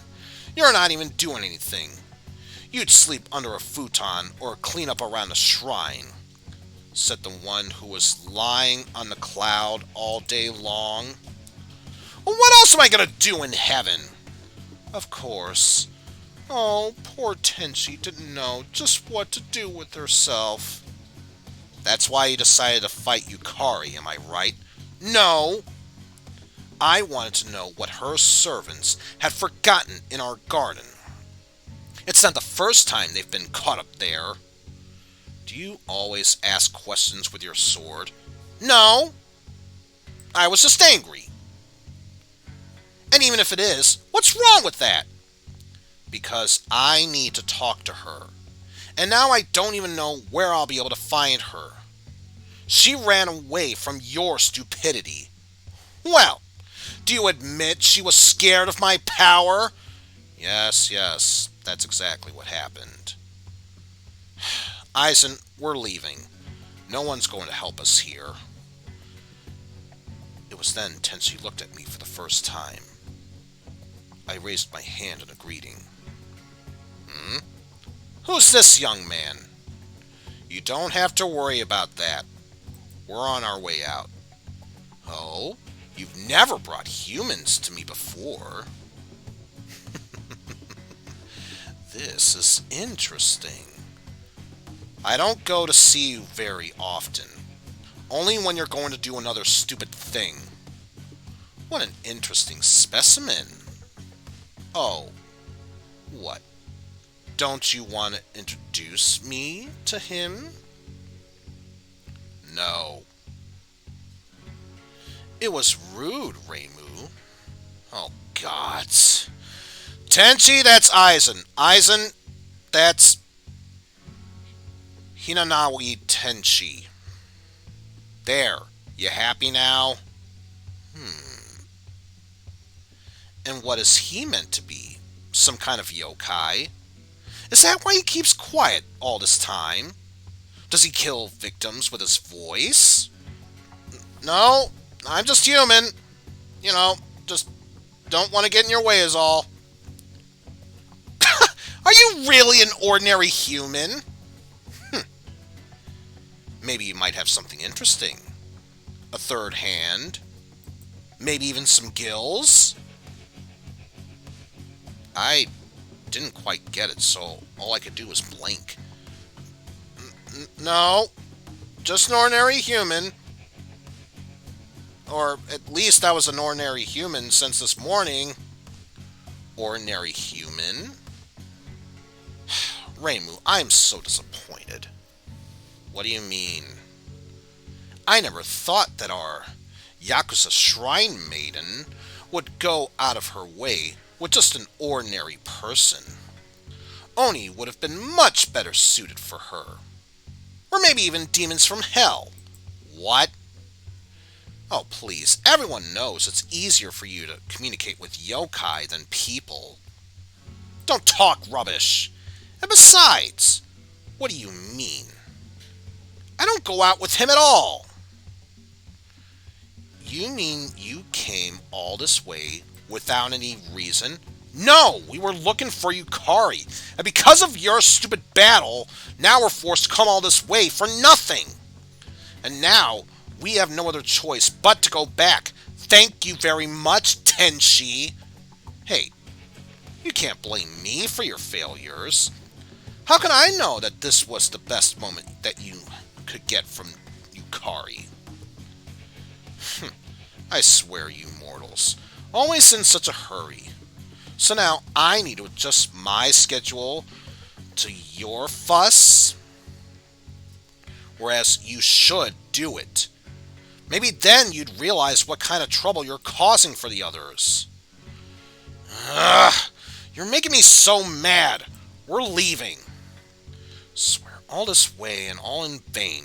No Yukari, no incident, no nothing. What a day. And all these berries, too. Reimu then paused and looked closely at Tenchi. You owe me a basket of berries. Basket? What basket? Well, I was picking berries with Eizen today, and then the waves from your hits ruined the whole crop. Oh. Now I'm beginning to see why you're so angry. Oh, did you want to show this young man what a good hostess you are? And then you had plans, you said? Oh, but I ruined everything for you. What? Well, I'm sorry. I'm really stupid. People do it differently. Usually Celestials do it differently. Usually, we use a veil. No! You got it all wrong! All is well, then. Let me help you. Hey! What the... Suddenly, a large, fluffy cloud began to form around us. Hey! What's going on? This cloud will take you back to the shrine. Oh, don't worry about anything. Your spirit of love, Tenchi, will help deal with everything. The cloud seemed to thicken and lifted us into the air, and we flew. Whatever you do, don't rush anywhere. Be sure to spend this time advantageously. Good luck, Reimu! Damn it, Tenchi!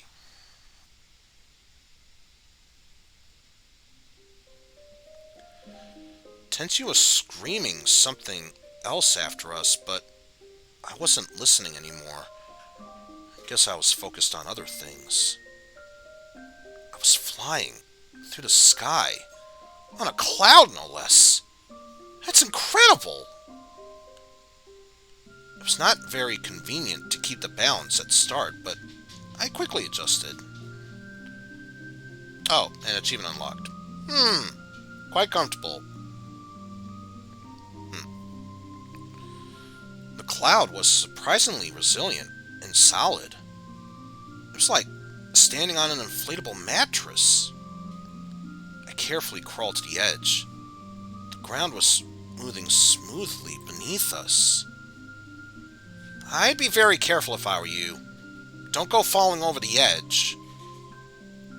I looked at Reimu. She looked very dissatisfied.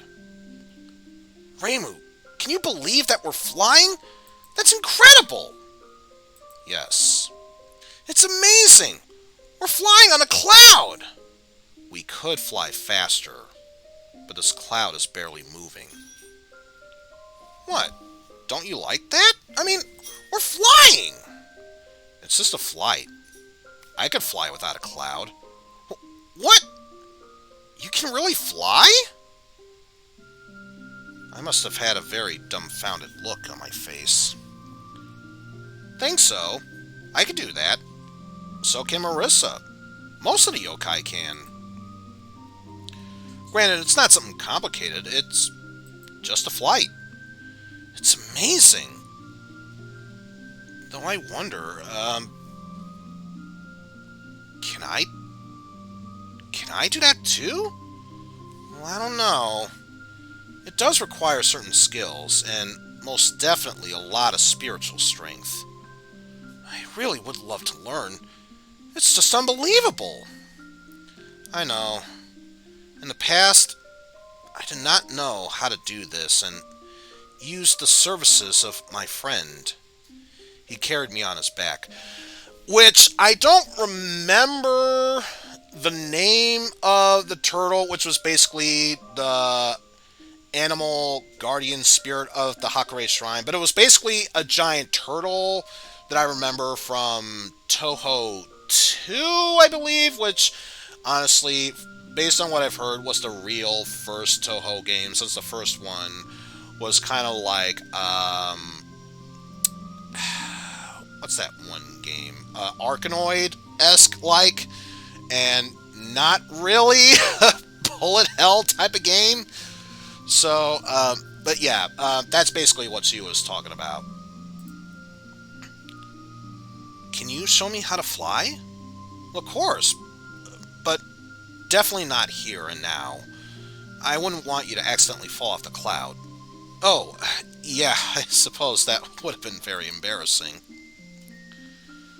I raised my head, and suddenly, in the interweaving of the white mist, I found a bed.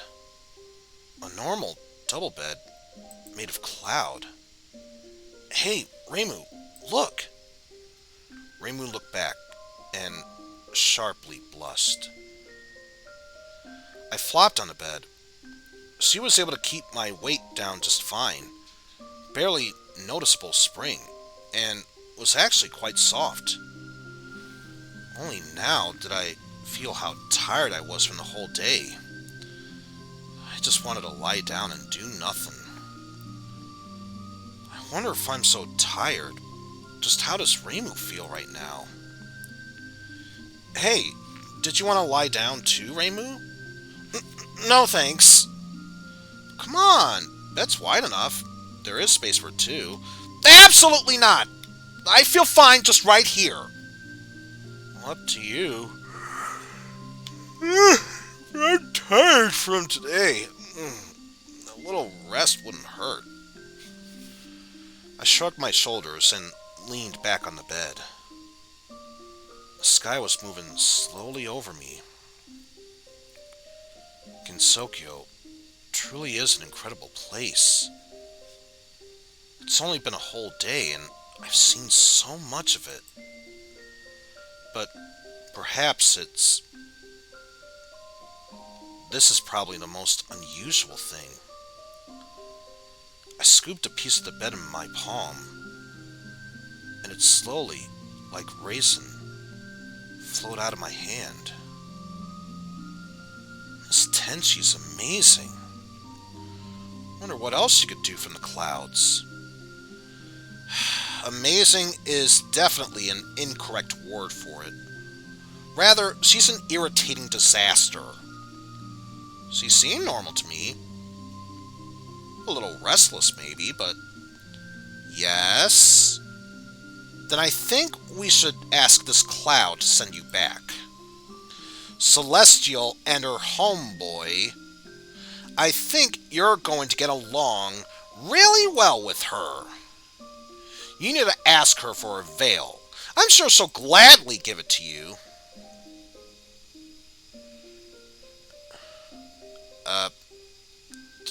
Okay, spacing, that's all I'll say. Because instead of Reimu turned away, it's Reimu turned away. I looked at her with surprise. Why are you doing this? I'm sorry if I offended you in any way. I'm not aware of your relationship, and I don't know anything about her. But you have to understand that I'm not going to hate Tenchi just because you don't like her. Yes, I know! I shouldn't have gotten angry. It's not your fault. It's just a very difficult day. I understand. No one wants their birthday to be bad. How about we put it this way? When we get back to the shrine, can I make you some delicious tea? You can get some rest, and then you should be able to feel better afterwards. I'd be very grateful. And while we're flying, maybe you can tell me why you hate Tenchi so much. She causes problems for Gensokyo. A lot of problems. For example, one day she turned the essence of all the inhabitants into red mist. And all because she wanted to cause mass earthquakes. She also destroyed my shrine. But yes, why have mass earthquakes when you could have math earthquakes? This is suddenly Cyrano's math lesson. You know, baka, baka, baka, baka. But yeah. Wow. And what's even worse, she doesn't do it out of spite, but because she is simply very bored. She doesn't want to hurt anyone, yet she's very capable of doing such terrible things. She absolutely doesn't care about the feelings of others. Yes, I agree. 5 by 5 equals earthquake. That makes total sense. For a while, we were both silent. Listen, Reimu. Yeah? Are you tired from my questions yet? No. This is your new home, so your interest is quite understandable. There is something bothering me, though. Can you explain? Tenchi did mention something about the veil, and then you said the same thing.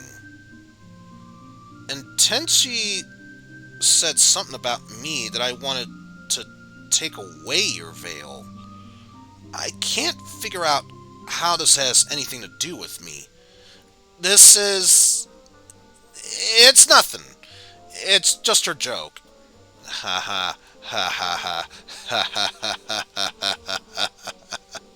I'm gonna keep you all in the loop here in case you don't get it.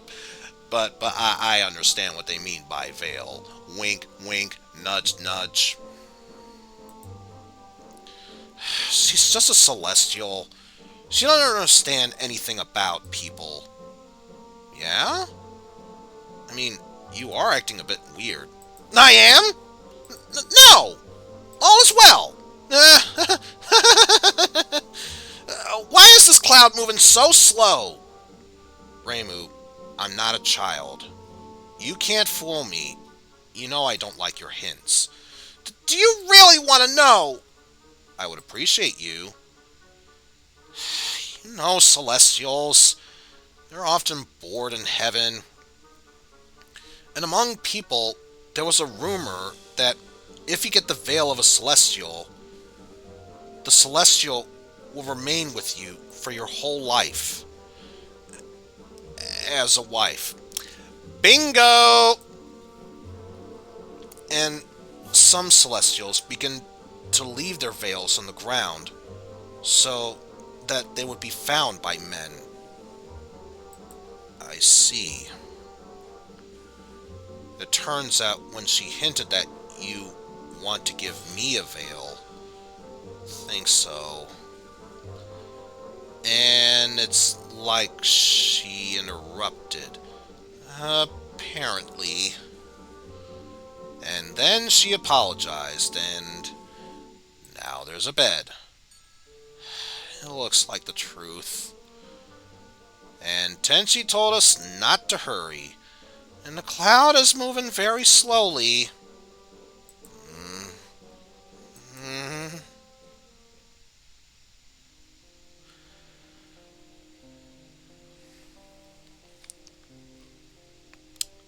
The rest of the we spend in an uncomfortable.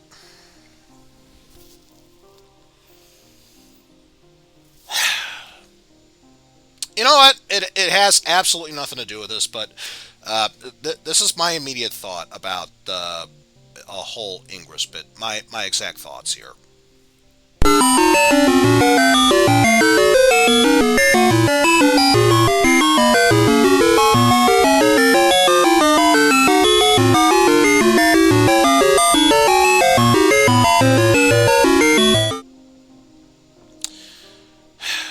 Long story short, learn to fucking spell check. That's all I'll say. Just learn to spell check. It pretty much said that we, during that whole time, we spent the time mostly in silence. The cloud was barely crawling across the sky.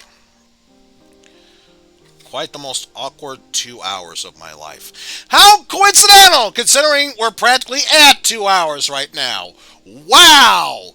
Wow! So meta there. So fucking meta there.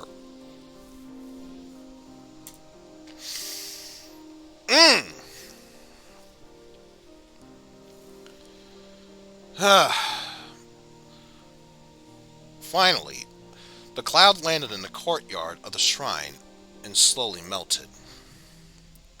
Gloomy Marisa was waiting for us. Hello, fugitives. We already met today. Hi, you look too severe. Is something wrong? I spent a lot of time trying to catch Cyrano, and she still managed to get away. I'm so tired of fairies. I could say the same for yokai. The most disgusting thing in the situation is that I wasted a lot of time and have not picked a single berry, because I was hoping for someone who promised to help me. That is your problem. If you acted more responsibly, you wouldn't have found yourself in this situation. It's just that someone doesn't know anything about what friendship is, and someone else about what responsibility is. You should talk! You ran away as soon as my back was turned, and you broke all the berry bushes for some reason. That wasn't us. Of course it was! You'd notice that if you would have spent time walking the earth more than catching fairies. And what was I supposed to do if this little one attacked me? Don't get into that situation. Girls! Wait! What? And, there's no need for you to swear. We really left for a reason. Also, because of what has transpired, there's no reason to swear. This is only appropriate. Watch your profanity. Yes, please watch your profanity. That's all I ask in return. Look, we really did leave for a reason. It turns out Reimu was right. We went to solve that... what was it pronounced? Incident. Oh, what's What's going to happen now? Incident? What incident? There was an incident in Gensokyo, and I don't know anything about it? Reimu, you went to deal with the incident, and you didn't even bother to call me? It's just a betrayal! I thought you were my best friend, and you've betrayed me! You know what? Deal with it yourself. I need a cup of tea. Actually, we stumbled upon it by accident. That doesn't matter. I should have been a part of this. It wasn't a big incident, rather a small, trifling one. We didn't need your strength. I don't want to hear anything. You have betrayed me. Look, please, let me explain, and I promise you'll change your mind. Oh, okay then. You have 5 minutes. Look, we just went looking for Yukari and found her fighting with Tenchi. It was from the blows that Tenchi was dealing that the berries fell out in the forest. And then Yukari escaped through the portal, and Tenchi brought us with the clouds back to her shrine. And that's it? I swear! Ha! So this is not an incident after all. Just a normal fight. It happens every once in a while in Gensokyo. Several times a day, actually. But it turns out that it was Tenchi's fault that we were left without berries. Yes, that's it. I think I should go visit her. She doesn't seem to have been hit for a long, long time if she decided to cause trouble again. Did someone mention my name? Tenchi! How so good of you to come here yourself. Hello, Marisa. You're seeking for something to steal? No, today I'm in a very bad mood, and I really want to fight. By the way, you've destroyed my berry. Your berry? I was picking berries with Reimu and Eizen today, and then you've ruined everything. Really?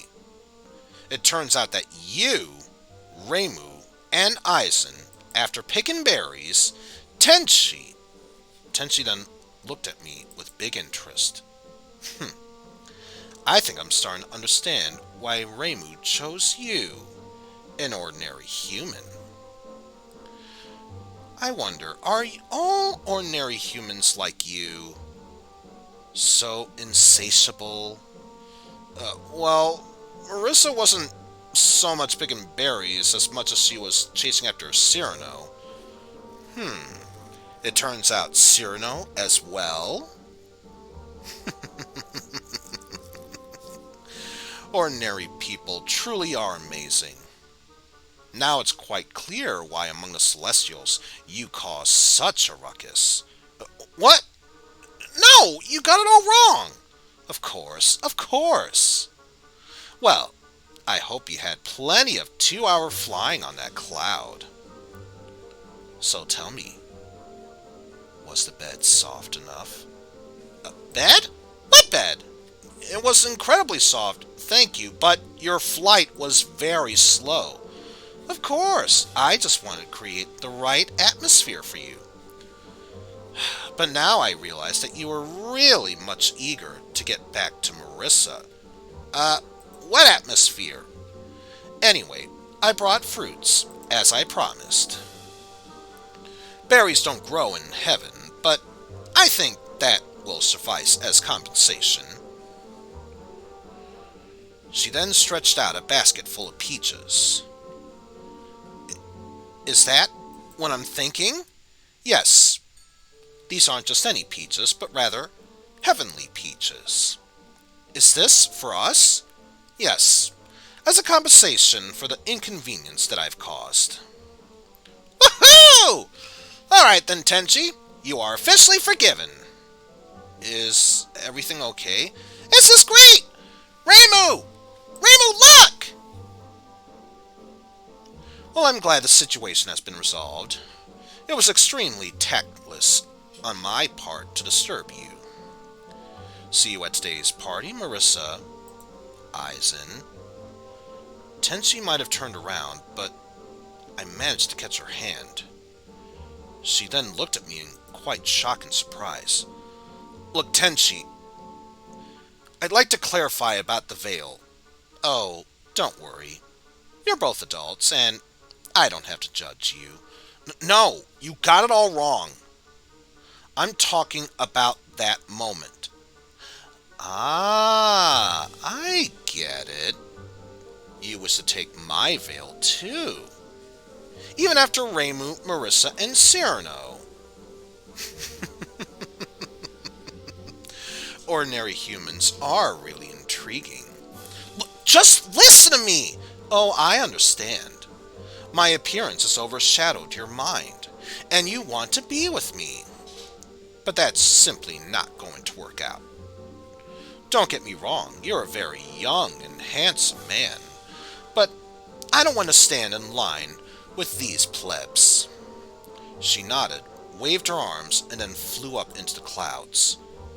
I helplessly stared after her. No one seems to understand me today. I found the girls in front of the shrine. And half of basket we will sell off to the market. I promised a whole basket. But berries, not peaches. Never mind. We've already kept vampires waiting. And besides, you still owe me for helping, remember? Yeah, but I promised to give my fee and not peaches. Well, at least give me a few peaches. No one will know. I can even make some money off of it. Reimu, back off. We all know your greed knows no bounds. What are you talking about? Nothing. Look, it's time for us to take the peaches to the employers. Well, then let's go. Why? We've already had too many walks for one day. We're gonna fly. But I don't know how to... Oh, it's not a big deal. Marisa's broom can be able to lift you both. I still don't understand why you don't want to carry him yourself. Because I'm not so sure that I can be able to hold him. It's just safer. Okay. Anyway, we need to move.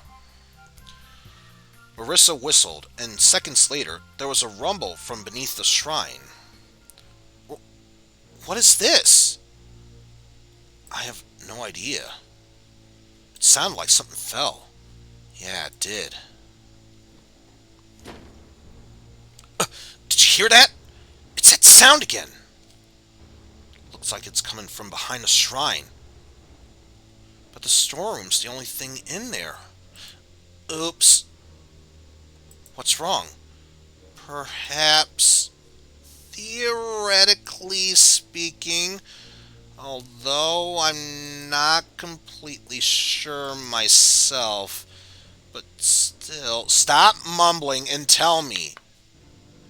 Maybe, I can't say for certain, but maybe I left my broom in there. Stop it now! It's going to break my storeroom!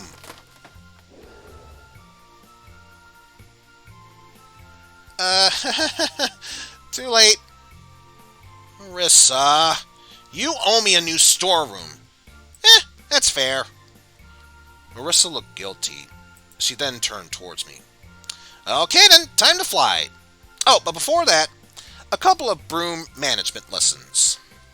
Now, you're still riding behind my back, holding my hands on my waist. Do I need to explain what a waistline is? No. Good. Then do not lean too far to the left or right, otherwise you'll easily unbalance the broom. Be sure to bend your legs, or you can shoot down some flying bird. Whatever you do, don't unclench your hands, otherwise you will be blown off from the wind. And hold on to my waistlines. I get it. Okay then.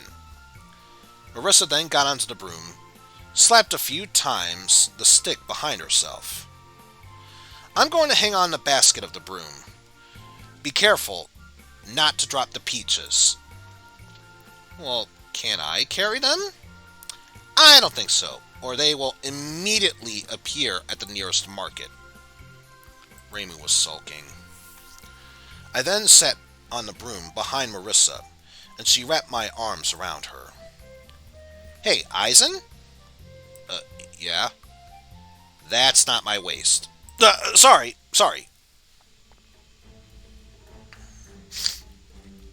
What should I tell you about flying on a broom? Well, imagine that you're on a very thin, long pole, and a strong wind blows in your face. All in all, it's a very tolerable feeling. Apart from the fact that you're sitting on a very long and thin pole in the sky, and you have a strong wind blowing in your face, which is trying to blow you off of the pole onto the ground. It's unforgettable. The broom was then flying across the sky at a decent speed. Marisa's hair was in my face, and I really felt compelled to sneeze. So much so you can see our body on the background there from the dark shading. The worst part about this was that I was constantly being pulled back, which made me grab any and all bulging surface in a panic, which Marisa didn't seem to like. Eizen, stop grabbing me! That's not my waist! I'm sorry, I think I'm being blown away by the wind! What? I'm being blown away by the wind! Speak louder, your words are being blown away by the wind. I can't hear anything. Oh, really?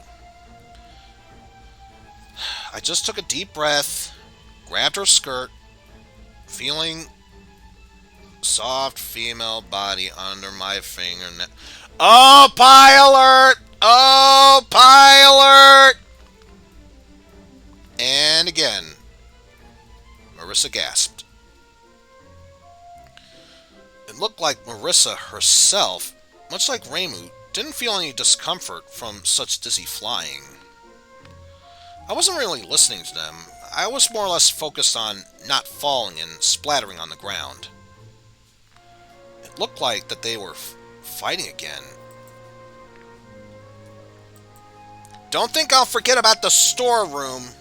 Oh, come on, Reimu. It was a tragic mistake. This is a complete disgrace. You're just taking advantage of my kindness. And yeah, don't think for a brief moment I didn't notice Yukari's hand trying to reach for a peach and or the entire basket full of said peaches. It's an unfortunate accident! And then it disappeared. Such accidents happen all the time, Marisa. This was not the first time. Oh, really? Come on, give us an example then. Example? Fine. Remember when you drank all of my sake? That's been on the altar for ages. Why should I let such a perfectly good product go to waste? And there's that hand again. Well, what about the time you broke my cup? It just slipped, that's all. You just slipped, broke the cup, and breached the front of the door with your leg. Avow your guilt. You just want to destroy my house. Look, if I decided to destroy your house, I would have just come to your house and brought a sledgehammer with me. And at any rate, why are you so angry about that? You know you spent 2 whole hours with Eizen. What? 2 hours. On the cloud, with no witnesses, or was 2 hours not long enough for you? That's enough! Why is everyone hitting on this all day to me? Oh, I just see the way that you look at him at times. How? Go on! Tell me how I look at him. Unusual? Stop it. Why can't anyone just give it a rest already? I've had it up to my ears with you lot. Well, yes, he's cute. But so what? I'm sick of everyone who misunderstands not my desires for him. Yeah, I get it. Sorry, I was just thinking is all. Whatever you do, don't think anything stupid. Nothing happened. And I'm not going to hit Tenchi, and I swear I'm going to hit Tenchi the next time I see her. Really? I thought she was rather quite nice. and very useful at times. Marisa! That's not good. Besides, I wanted to congratulate you too. Maybe Eizen's not such a sharp young man after all. Eizen, that is not my waist! Sorry. When a familiar mansion appeared before us below, and the girls started their descent, I was incredibly happy. Marisa landed on her feet swiftly. I barely crawled off the broom. My body felt so stiff then. That was the last time we ever did that. So, Eizen, what'd you think of the flight? Remember when I said I wanted to learn how to fly? Yeah? I don't want to learn how to fly anymore. Reimu then smiled. I don't know, you held on pretty well for the first time. Some newbies have to be unhooked from the broom by force. A doubtful compliment, I'm sure. Marisa then turned to the mansion and screamed unceremoniously, Hey! Anybody! It's Marisa! We're here on business! Marisa, Reimu, Eizen, my mistress is tired of waiting. I sincerely hope you bring good news. We bring the best news! Unfortunately, we couldn't get the berries. You have a very strange idea of what good news is. But we brought something even better instead. A whole basket full of heaven peaches. Is that the peaches that strengthen the body to destroy of the... Oh, wait. Is that the peaches that strengthens the body to the destiny of the stone? The very same! I think that's an exceptional option. I'll let my mistress know immediately. Awesome! I'm tired of running after them all day. It's like you're the one who did all the work. Now, before I bother the mistress, can we sort out all the formalities? I'd like to see the product with my own eyes. Oh, most certainly! And they're gone. It's almost like Yukari handpicked each and every last one of them while they were flying. Marisa held out the basket. Is this some kind of joke? If that's the case, I don't think I understand the point of it all. What? Your basket is empty. What? What? How? The basket was empty. Not even a single trace of the peaches. Anywhere, girls, I highly doubt your job is done. It is very unlikely that emptiness can make a cake. Marisa, did you lose the peaches? I don't understand it. They were right here in the basket. They were. And now they're all gone. Yes, but they were right here. I know they were. Where did they go, Marisa? How would I know? You had them. And I've been driving the broom all this time. Perhaps it fell off the basket. Are you really that clumsy that you can lose all the things that you need? What did you say? I can handle a broom perfectly fine. I can never drop anything. You blew my storeroom away with that broom. Look, it was an accident. An accident! It wasn't the first time. How long are you going to keep reminding me of that? Until I get tired of it. Oh, you're so petty and mean. You really think your fantasies are real and everything. Said the one who has been hinting at my non-existent relationship all day. Oh, then maybe Eizen ate the peaches. Impossible. And why do you think that? Because you like him, don't you? No, it's that he's been sitting there clutching at you all this time. Because you didn't want to help him with magic. Did you want to be felt up? What? Back off! I'm not the one who's been with guys in different compromising situations all day. You're acting like, oh, if I were you, I wouldn't say anything. You might regret it later. Do you really think I'm scared of you? Do you really want to fight, Reimu? What a great pleasure, Marisa, for everything that's happened today because of your stupidity. Oh, you. Get ready, Reimu. I will not spare you, even on your birthday. A second ago, I was standing next to the mansion, and suddenly I found myself in a small clearing in the woods. What?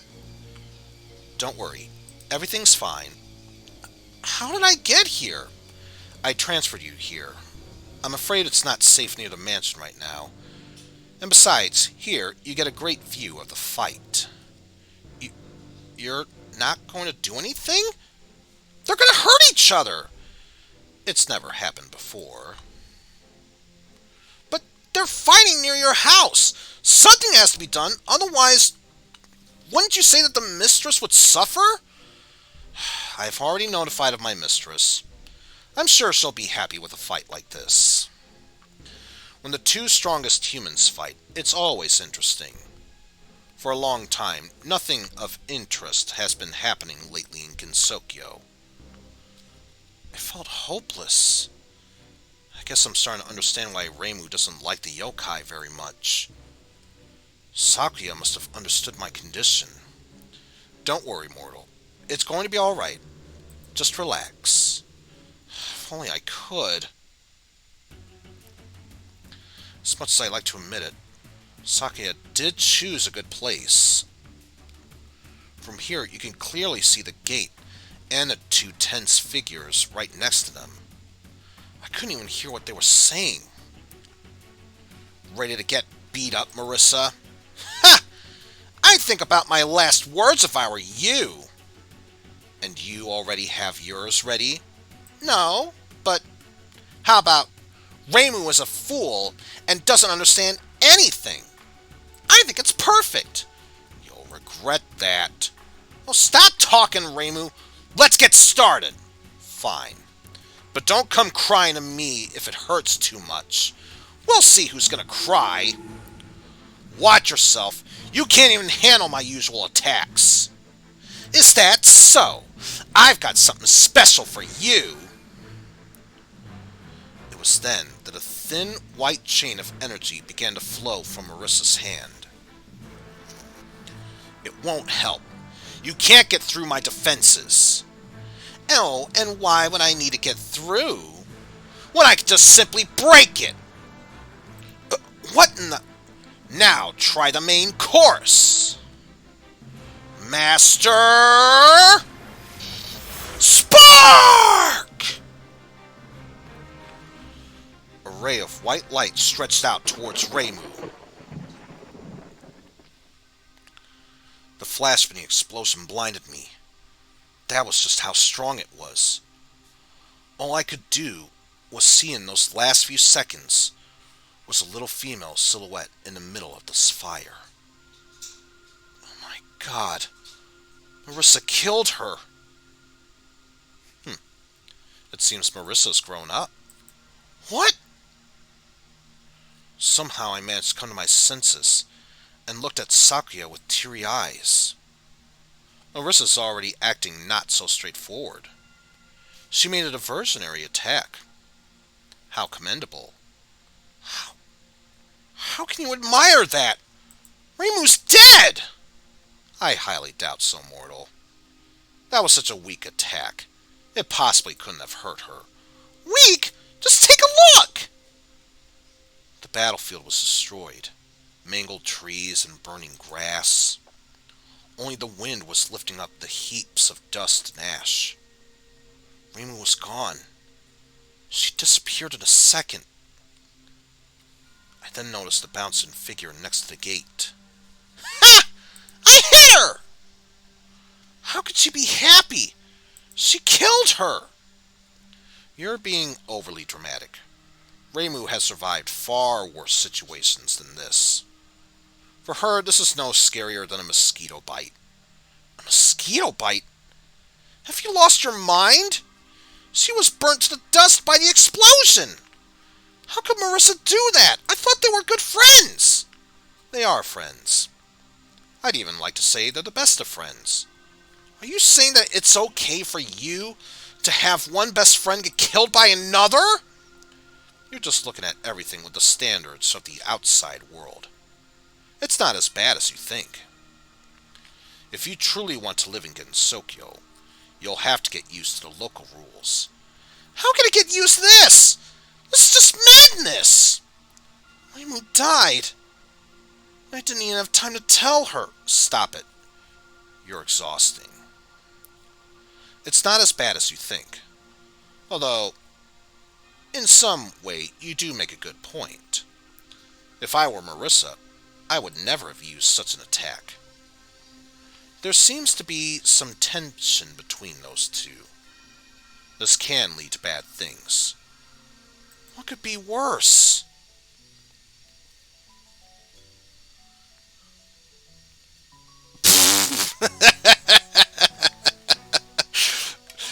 Yo, what's up? This is your homeboy, Marisa12786, streaming right here on Twitch. Yo! I would not be surprised if someone made a VTube version of that. I really would not. Anyway, I turned to the scene of the fight. The wind was still driving up the dust. I have to do something. We can't just stay here and wait. I stepped onto the road, but Sakuya grabbed my shoulder. Just where do you think you're going? I can't just stand idly by. If she truly is alive, she might be injured and need my help. Not the most prudent decision. Especially for you. I suggest we wait for the retaliation. Marisa, of course, has gained some experience, but it's still too early for her to celebrate her victory. What are you talking about? Just look. I hit her!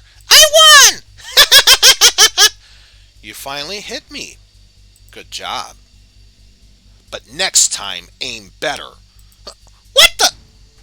Fantasy nature! Ah! Aw, shit! Super Maker Ultimate Lunatic Mode. And the world burned in flames. Sakuya was right. I shouldn't have worried about Reimu. Now I understood it very well.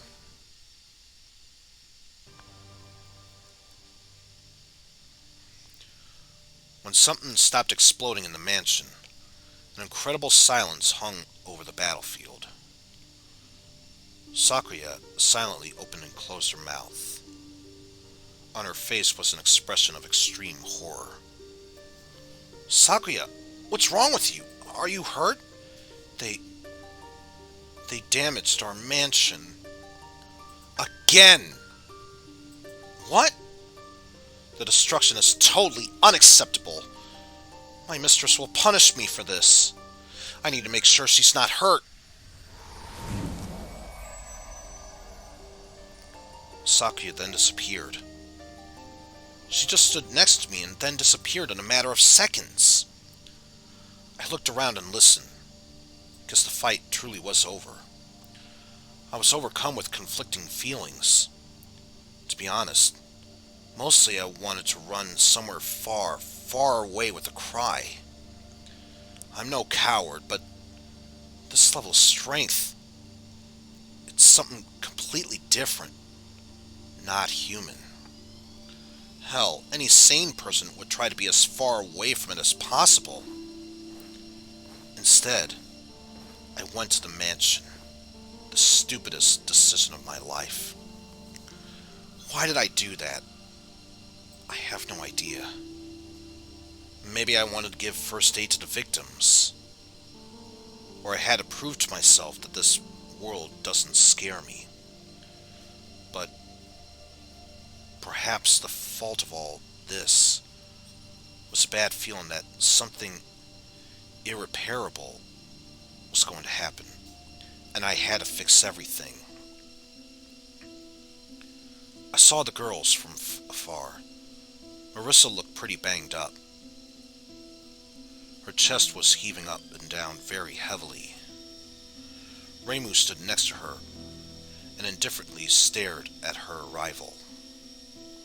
I froze, not knowing what I needed to do. As always, the strong one. You knew what you were doing, getting into the fight. I had every chance. I defeated you. I can defeat you sometimes. Only 4 of the 10 times. You're too strong. It's cheating. Don't complain. I'm not complaining. Then what are you doing? Enjoying the sky. It's beautiful today. I'm just going to rest. Take a breather. And then I'll kick your ass again. Stop talking nonsense. You know you don't have the strength to try something like that. I don't care. You insulted me, and you will answer for it. Marisa could hardly straighten up.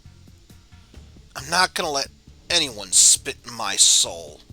Stop it. You can barely stand on your feet as it is. Well, Yakuza Miko. Ready for round 2? Don't call me that. You know I don't like it. Not to call you how? Yakuza Miko? Something's wrong? Yakuza Miko? You're just looking for another hit. Come on. It won't be hard for you, right? Are you truly sure you can handle it? I still have a trump card up my sleeve. Yeah? Which is? You must have forgotten that I gave the name to some of your spell cards. In the same way as I have given them, I can take back again. You wouldn't dare. Try me. If you do that, you do realize we will no longer be friends anymore. Please, I think we're already not friends. It's easier for you to believe some crook with beautiful lies than your best friend. Oh God, it looks like it was because of me. I was decisively to the girls. Well, I'm sorry you think that. It doesn't matter. You can't fix it anymore. Let's finish it here, Yakuza Miko.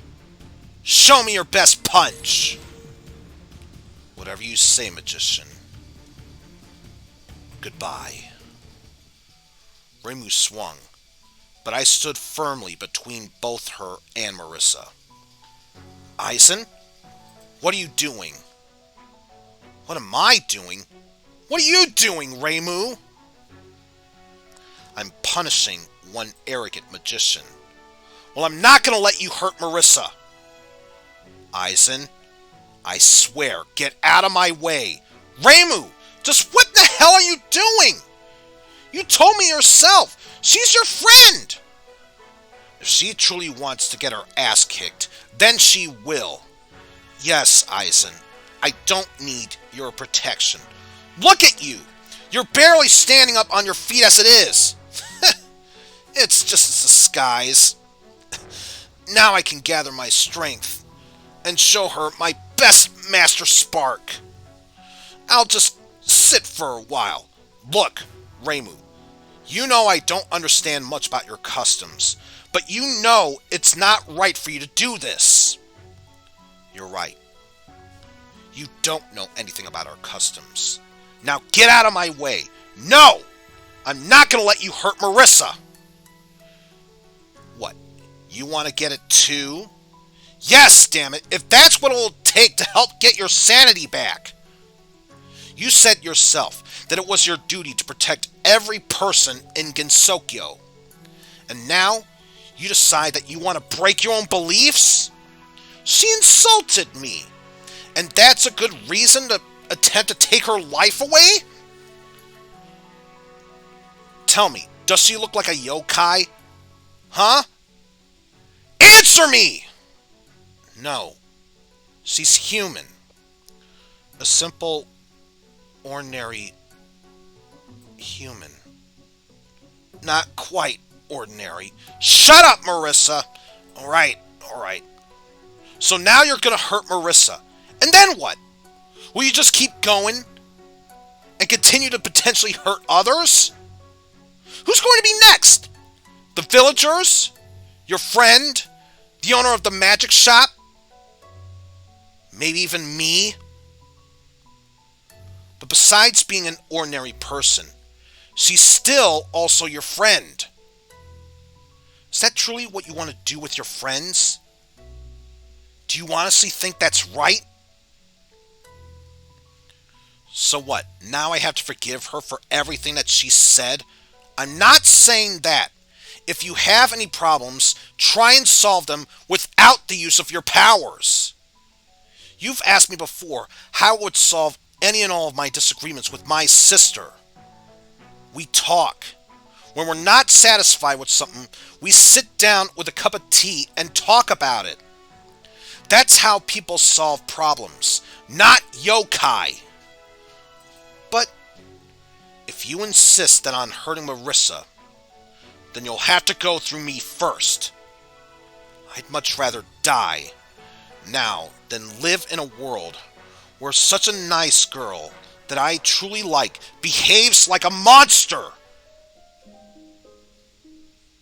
We were silent for a few seconds. Reimu stared at me with a displeased look on her face. I kept covering Marisa with my body.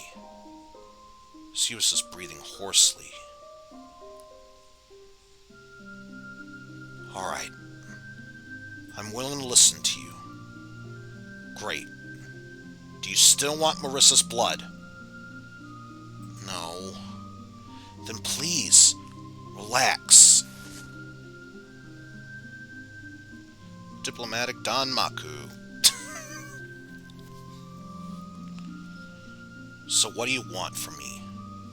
I want you to be honest with yourself. Deep down in your heart, do you truly want to hurt Marisa? Of course not. But she didn't act right. Maybe so. But is there really no other way to solve this problem? Are you saying that only death can make up her mistakes? No. Of course not. Damn, how stupid everything is. She's my friend.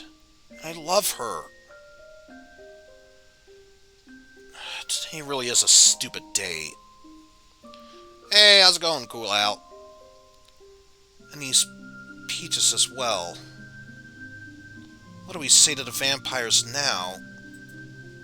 Ah! Reimu, you're a fool! A fool! I never touched the peaches! Vampires had to make a cake out of it! It was supposed to be a surprise! I wanted you to have the best birthday ever! I wanted to throw you a great party! I called all your friends! I've worked so hard for this! I didn't have enough time to pick the berries for the cake, and then I found out that the sake was finished. I brought the sake, but I left my broom in your storeroom.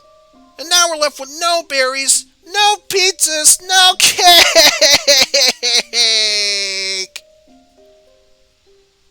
Marisa cried like a waterfall. Well, conflict specialist, what am I supposed to do now? I think you need to confront her. Great. She called me a fool, and I have to come for her. Of course, that's what friends do. It's my understanding. I shouldn't remind her that she made me pick the berries for my own birthday cake. I think it's best not to.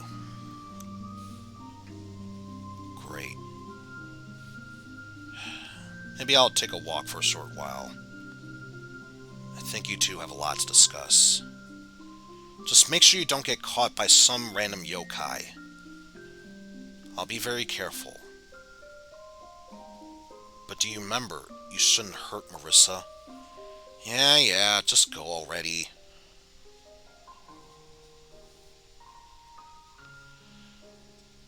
I didn't wander off too far. I walked to a hole in the fence, which was made by Reimu's attack. I stopped to have a careful look at the surrounding scenery.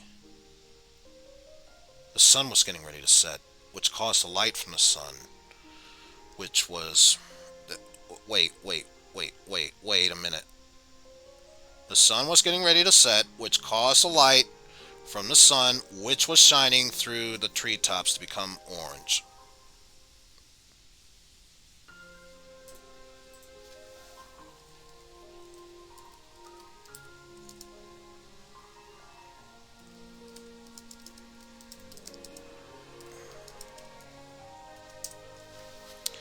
Yep. That's all I'm gonna say. That's all I'm really gonna say. Moving onward. The air was so clean that it seemed glassy. The tops of distant mountains were buried in a sea of clouds. I have to admit, Gensokyo does have beautiful views. The experience was a little spoiled by the smoke plume that was sticking out of the mansion. Windows XP background. I'm not gonna lie, I was still a bit peeved by the spell checking, but that comment brought me right back, so thank you for that. Anyway, experience was a little spoiled by the smoke plume that was sticking out of the mansion. But it's just a small detail. But no matter how beautiful the view was, I felt very clearly the strangeness of this world. And it's not about getting girls who can punch a hole in a mansion with just a wave of their hands. The girls behind me were talking quietly about something. I sure do hope they can find a way to compromise. I think this little quarrel will only benefit their relationship. Though, no matter how useful this confrontation was for the girls, it was reflected with pain in my heart. I remembered my home, my family, and my friends. I remembered all the fights I had with my sister. I remembered the faces of the people important to me. All the important words that I wanted to say, but never got the chance to say to them. And the more I thought about it, the more I realized that I didn't want to lose it. If there really was any chance that this yokai could help me, I have to take this opportunity. Hey, Reimu. Hey, Eizen, can you get back up? Oh, coming. The girls looked quite peaceful. Marisa, you look so much better. It's all magic. It helps heal all the wounds, though I still haven't fully recovered. So I see you decided not to kill each other. I wouldn't go as far to say that. I swear, as soon as I recover, I'll show Reimu the power of my Master Spark. Certainly welcome to try. Oh, I will. I'll try so hard that I'll end up beating the whole shit out of her. Are you serious? Well, okay, maybe not the whole, but we're definitely not gonna stop fighting. Even though not to the death. Well, at least it sounds like progress is being made. Everyone smiled at that. So, now what are we gonna do? Well, I don't know. What do we have left for today? Well, we still need to pick berries for the cake. Absolutely not. This is some sort of damned activity. Well, what else can we do? Well, we could find Yukari and ask her to transport me back home. Well, that's right. Though we still have no idea of where to look for her. Well, Yukari did say she'd be waiting for us at the party. If I had to guess, it's probably about your birthday. Marisa, where did you plan to celebrate this? At the shrine. What? At the shrine? Again? Well, that is your home. You know how I feel about these drinking parties at my shrine. Because of them, believers stopped coming. That's why this place is so easy for anyone wanting to come. Everyone knows where it is. Exactly. Then, should we go back? Yes. Eizen, please don't grab me like you did before the last time. Why can't we just walk on foot? Well, what for? Not that I don't trust your Broom driving skills or anything. For me, it's just not the most convenient mode of transportation. No offense, Reimu, but you found yourself a pretty cowardly guy. I'm not cowardly, I'm just... And he's not mine, it's just... I think we really do need a walk. Besides, it's not really that far away. Twice! Ha! Marisa... Anyway, we need to get out of here quickly. And there's nothing faster than flying. Why? Vampires live here. And we did destroy a part of their house, remember? Yeah, it was inconvenient. I suggest we leave before they catch us and make us pay for the repairs. Good idea. My budget won't cover anything to repair another stone house this month. Reimu, Marisa, the mistress would like to see you. Ah, hell. And we were just about to leave, too. Well, guess we weren't fast enough. You weren't fast enough for what exactly? Nothing. In any case, I have to ask both of you to see my mistress, Remelia Scarlet, immediately. Is that really necessary? Most certainly. The matter is urgent. You must answer to the mistress. Ah, shit. Goodbye, savings. Would you please follow me? We have to get out of here. Think of something. Something like what? I don't know. You're the one who destroyed the stupid wall. Because you were acting like a fool. Don't start with me. You're the one who's starting. Is something wrong? Oh, Sakuya, listen. Yes? We're a little busy right now. Is it okay if we reschedule this visit? Do you have somewhere more important than meeting with Mistress Remelia? Well, we want to return Eizen back to the outside world. Is that even possible? We'd certainly like to try. But to do that, we need to find Yukari, you know? And that is very hard to do. She's like the wind in a clear field. I'd say more like a cat in a dark room. In short, it's a very difficult task, and the sooner we start to look for her, the better. Though, I would like to make it before the celebration. Do you understand? In general, we have a lot to do, and we don't have time to stay.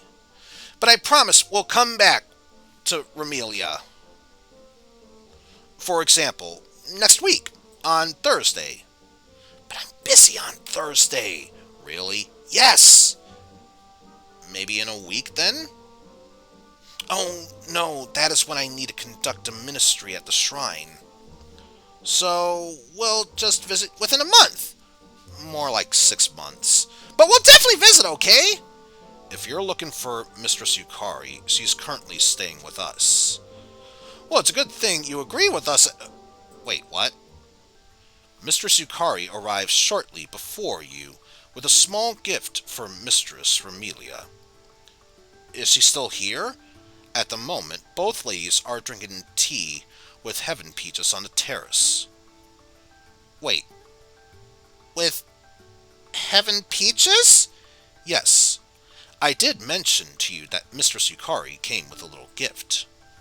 With a whole basket of heavenly peaches? About this tall?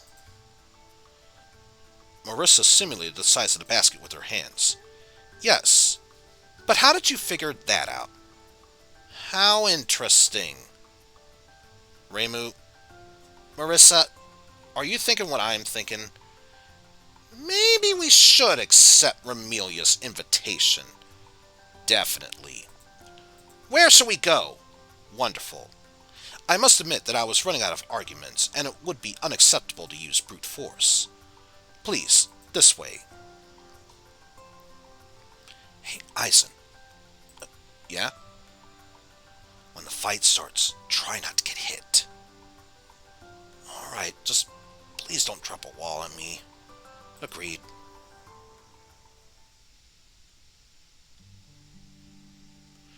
The Scarlet Devil Mansion. That is a completely inappropriate name. I'd imagine an endless orgy of demons tormenting sinners, but in the end it turned out to be a very ordinary mansion, though a very beautiful mansion in a Gothic style.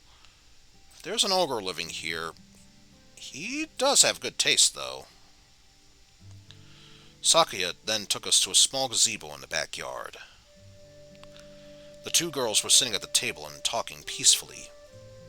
I recognized one of them, the one who fought against Tenchi up at the top of the mountains. Yukari then saw us and her eyes narrowed. She looked at us and winked at me? Remelia, that's wonderful, but we really should take a break. It looks like we have guests. The second girl turned to us and smiled. I noticed sharp fangs were protruding from her upper jaw. Vampire. Nothing special. I mean, big deal. I mean, compared to what I've seen in Gensokyo, I've saw stranger things before. Reimu, Marisa, it's good that you've decided to visit us. So, who's this young man? That's the Eizen that I did mention before, my mistress. Ah, yes, of course. Our visitor from the outside world. I'm so happy to welcome you to my humble home. Good afternoon. Well, what are you standing there for? Please, have a seat. Would you care for some tea? That's enough, Remelia. We came here for another reason. We have a couple of questions for this cunning old hag that's conveniently sitting next to you. Oh, Yukari, did you hurt them in any way? I honestly don't think so, darling. I was mostly sleeping today. Don't pretend, old hag! You know exactly what you did! I honestly have no idea. You stole our peaches! What? You mean these things? Yes! Oh, yes. You're right, darling. I stole it from you. I'm sorry if I didn't understand you straight away. Yukari then bit into the peach. It tastes quite good. Don't you think so, Remelia? You are certainly right. They really justify their fame. You stole peaches which we earned by honest work! Actually, not so honest. You misled Tenchi and got the peaches, taking advantage of her stupidity. Those peaches were supposed to make a cake, but because of you, old hag, we don't have any of those peaches! That's right, little magician. And I have no regrets. Well, that's it, old hag! Look out! You're going to get everything that you deserve! Typical Marisa. Always rushes into battle, even without fully understanding the situation. Reimu, I sincerely hope you're smarter than your friend, and you realize what sort of disaster you almost created. What are you muttering about there, old hag? I swear, call me old hag again, little magician, and I'll send you to the depths of the underworld. You can certainly try! Marisa, wait! I can assure you, Yukari never usually does anything without reason. Now, I want to know the reason why this lazy woman is fussing so much today. A very wise decision, little shrine maiden. If you don't mind, I want to tell you a story. What? Once, when I slept in my house, I had a wonderful dream. It was about two young and stupid ladies somehow magically managed to get their hands on heavenly peaches. And these gifts did not come with anything better than to make a cake out of these fruit and feed it to every yokai at the party. The fruit that increases body strength and gives strength to anyone and everyone who eats at least one peach. Very sensible on their part. But we... Wait, Marisa, my story is not yet finished. Some yokai, having received new power for some reason, decided that they do not want to obey the old laws. It was only part of the trouble. One of these young ladies decided to steal some peaches, to sell them at the market to the humans. Humans which are trapped in the village and are very afraid to leave.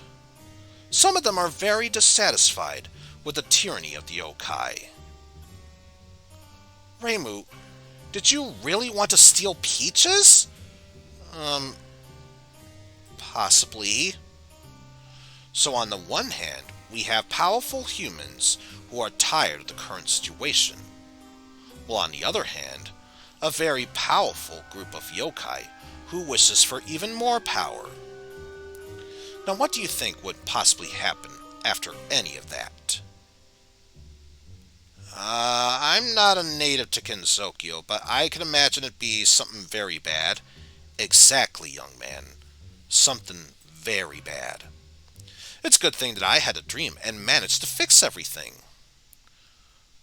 You know, those are some very funny dreams I get. Don't you think? There was an awkward pause.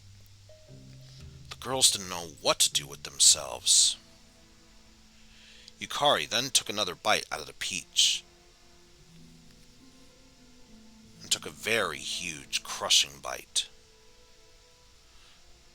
Still, the peaches are really good. Aw, damn! Did we really almost screw it up? That's not exactly the right word.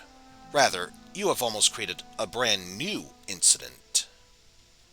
And what now? Now? Nothing really. Go about with your business.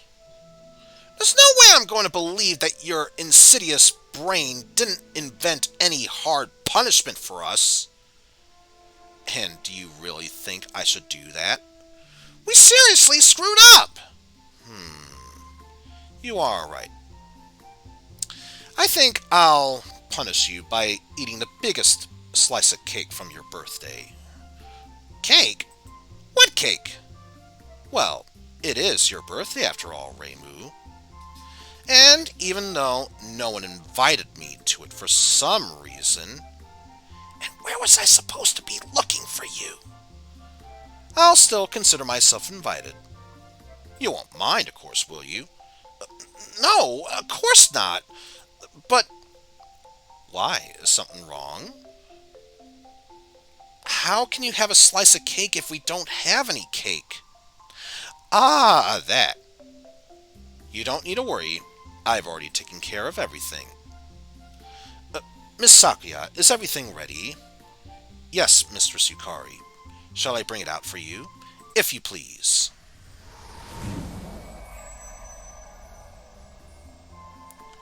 Soon you shall be mine.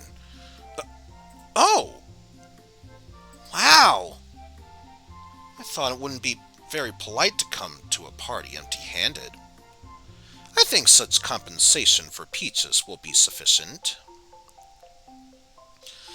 Oh, yes. Quite. Excellent. Well, I think we should hurry up. The guests have already gathered and are waiting for the birthday girl. Oh, but how can we carry such a huge cake? It won't fit in my broom. I'll take care of everything. Remelia, would you join us? I'll get to the shrine by myself. Besides, I need to finish a few of my current affairs here. Come on, Remelia. Give up all your business and fly with us. I'm afraid I can't, darling. Turns out someone destroyed the wall of my house today. Oh, yeah, that's right.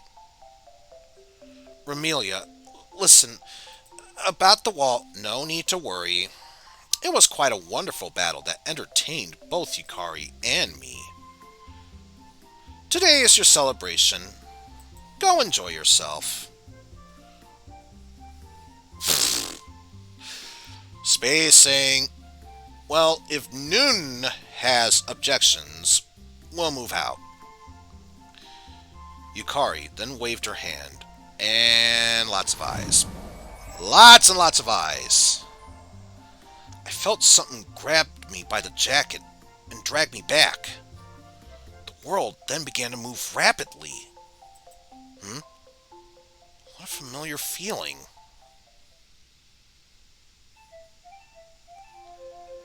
Happy birthday, Reimu!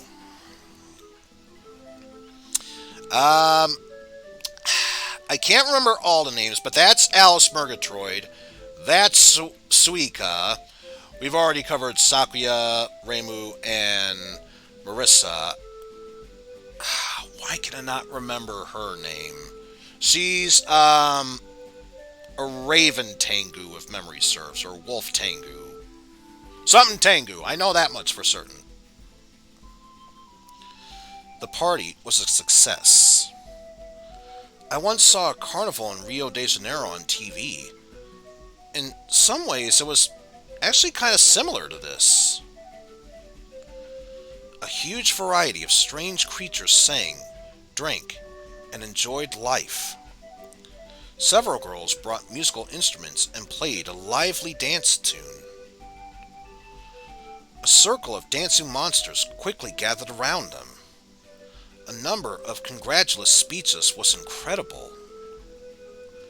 One short, horned girl several times offered to make sake stronger, but she was constantly rebuffed. I would not be surprised if that was Suika right there. Fun reigned everywhere. At some point, even a pretty girl flew through me, but apologized straight away and disappeared somewhere. But maybe it was just my imagination, since it did feel like I drank a whole barrel of sake. Eat, drink, be merry, and have a good time. Their sake, by the way, is a little weak.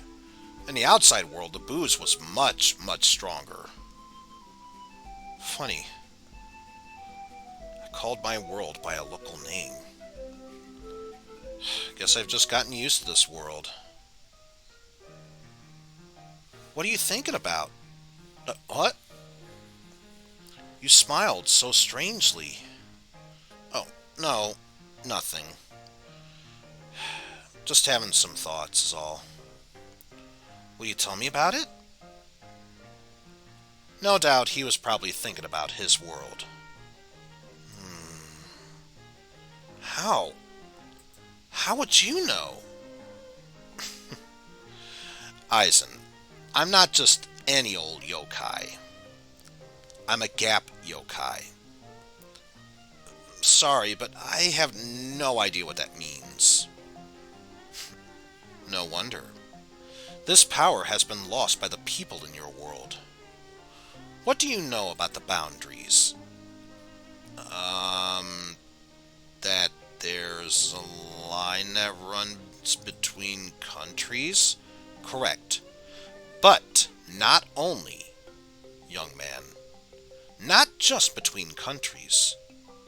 Reality itself is made up of boundaries, such as the boundaries between the outside world and Gensokyo. The boundaries between what was and what will be. The border between decision and action. The border between your knowledge and ignorance. The whole world is like a patchwork blanket to me. Understand? I think so. As if the world is divided into smaller pieces, and between them all are lines. Oh, I can assure you, not just small. The pieces are rather quite huge. But, in the end, they are still pieces, separated from each other. I can easily open a gap anywhere. The main thing is that there was a border. Would you like me to show you around in hell? Thanks, but no thanks. Suit yourself. It could be quite interesting down there. So, you're saying you have the power to create the gap in virtually any place? But of course, any place in Gensokyo, any world, past, future, illusions, even ideas. Maybe even Reimu's innermost dreams. Hey! Joking, only joking. But, if you want to... Hey! This power sounds incredible. Thank you. So then...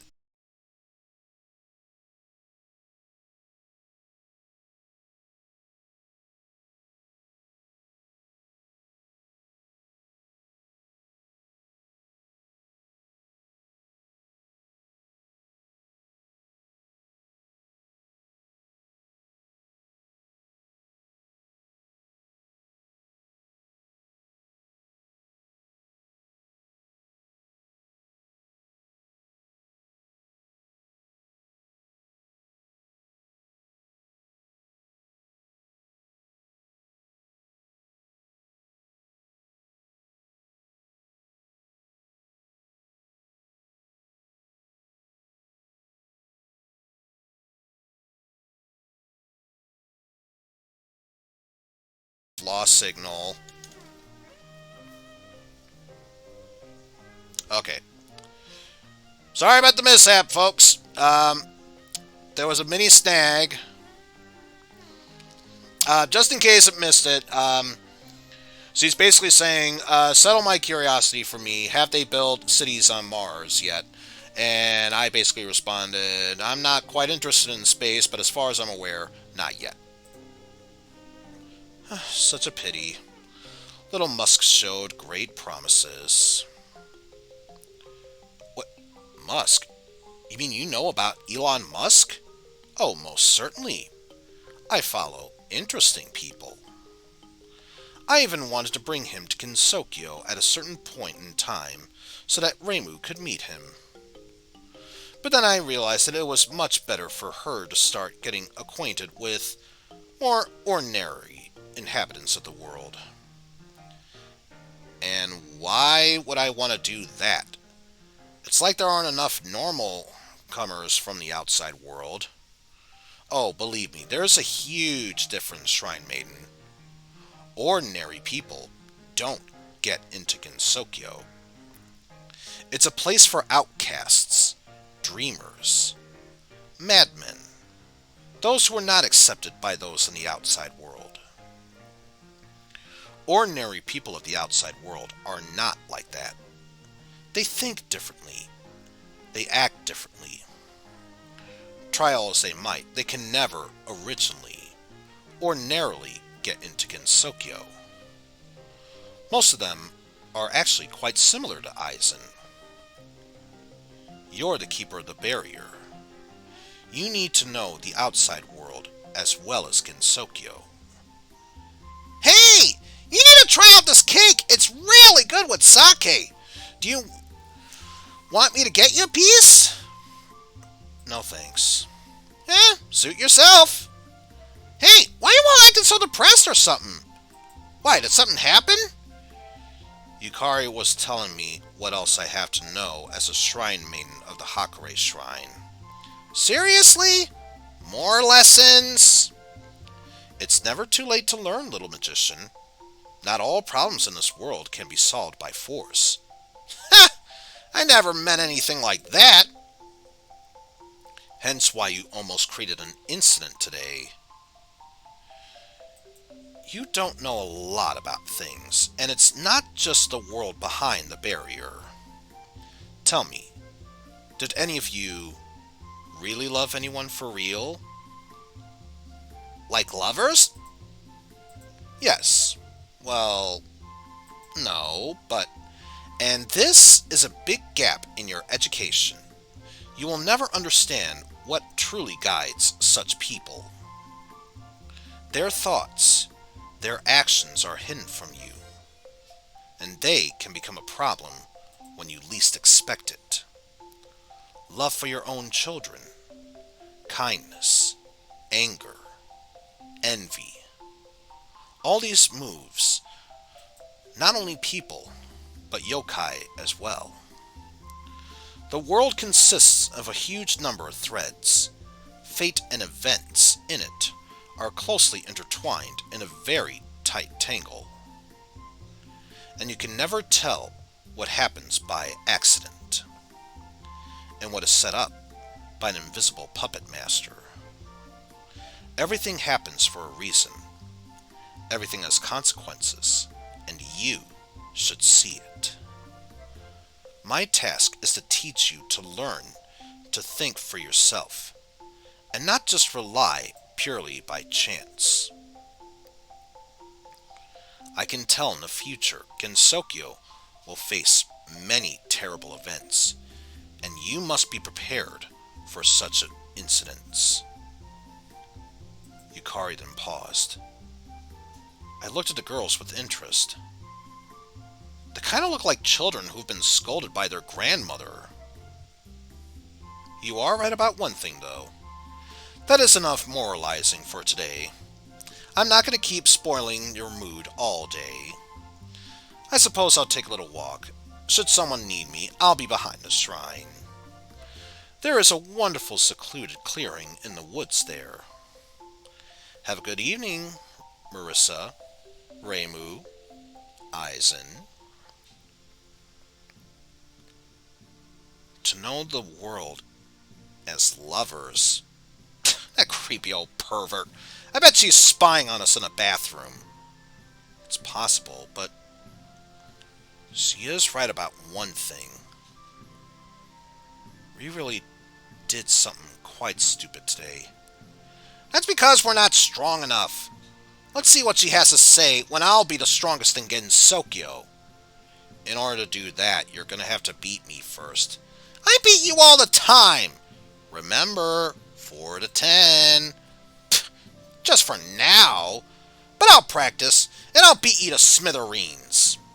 Besides, your abilities are dishonest, said the eternal number 2 girl. What? Is someone looking for a beating? Are you two gonna fight now? Of course not. Besides, we're always like this. Be sure to pay it no heed. And besides, one defeat for the day is enough for Marisa. Please, keep talking. I suggest we go and have some fun. So, did you ask Yukari to send Eizen back home yet? She promised to do so once the celebration's done. Sweet! Then we need to give you the best possible send-off. Good idea. And we had fun, danced, and drank. I never had so much fun as I did in Gensokyo, as I did in my whole entire life. Everyone was very friendly, and no one even tried to eat me either. For some reason, I knew I was going to miss this place. Hey, you got that face again. Huh? What face? Face of, I realize now what I like about Gensokyo. Control over facial expressions, honestly, is not my strongest suit. That's for sure. So if that's the case, why don't you stay? I'd honestly love to. Really, I would, but... Yukari's right. In the end, I am a stranger in this world. But... that doesn't mean I won't miss it. Well, that's good to hear.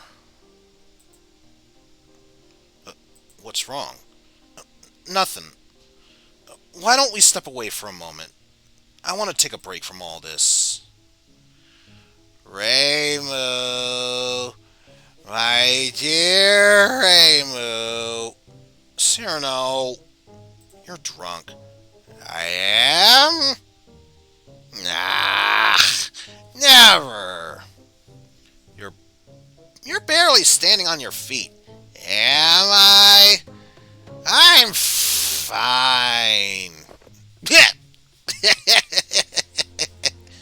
Hey, who was it that meanly attacked me on the ground under my feet? Did you want to fight with the strongest? No one, Cyrano. You just fell. Yes? Yes. I really think I did have too much to drink. Marisa, can you find other fairies to take care of Cyrano? Why does it have to be Marisa? It's not my fault that she can't drink. No. Don't call the other fairies. Honestly, I came to congratulate Reimu, my strongest opponent. Strongest? Hey, don't interrupt. In short, Reimu, you're a great enemy, and I'm glad I have such a strong opponent. Train, and maybe someday, in the future, you'll be as strong as I am. Anyway, you're a good girl, and I'm gonna go have another drink. Yo, Suika, wait up! Can I have some more of your signature sake? Go home, Cyrano, you're drunk. No, you! What was that just now? Honestly, it looked like a congratulation from Cyrano. Is she kidding? As drunk as she was, I think she was speaking from the bottom of her heart. Magnificent. Hey, what are you getting all angry for? It's a great celebration, and Cyrano was always a little stupid. Marisa, Reimu, I have an official congratulations from Mistress Vermelia. She wished you all the best on this important day. And where is Vermelia herself? My Mistress Vermelia is still dealing with the aftermath of your fight. The devastation proved to be much more significant than we had originally thought. Yes, that was kind of embarrassing. Still not the right word I would use. Rather, it turned out to be absolutely catastrophic. Mistress Vermelia has decided not to overshadow such an important day with our problems, and asks you to have a good time on her behalf. Today, you will not be sanctioned for any inconvenience caused. That sure was lucky, but she still has an interest that tomorrow you come and help with the restoration of the mansion. Ah, shit! We will accept any help, but monetary compensation is still the best.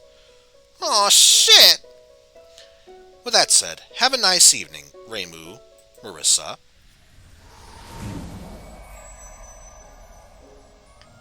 Well, that's just great. Now I have a huge debt to pay to these bloodsuckers. We have a debt, sis. You and me both. That doesn't make me feel any better.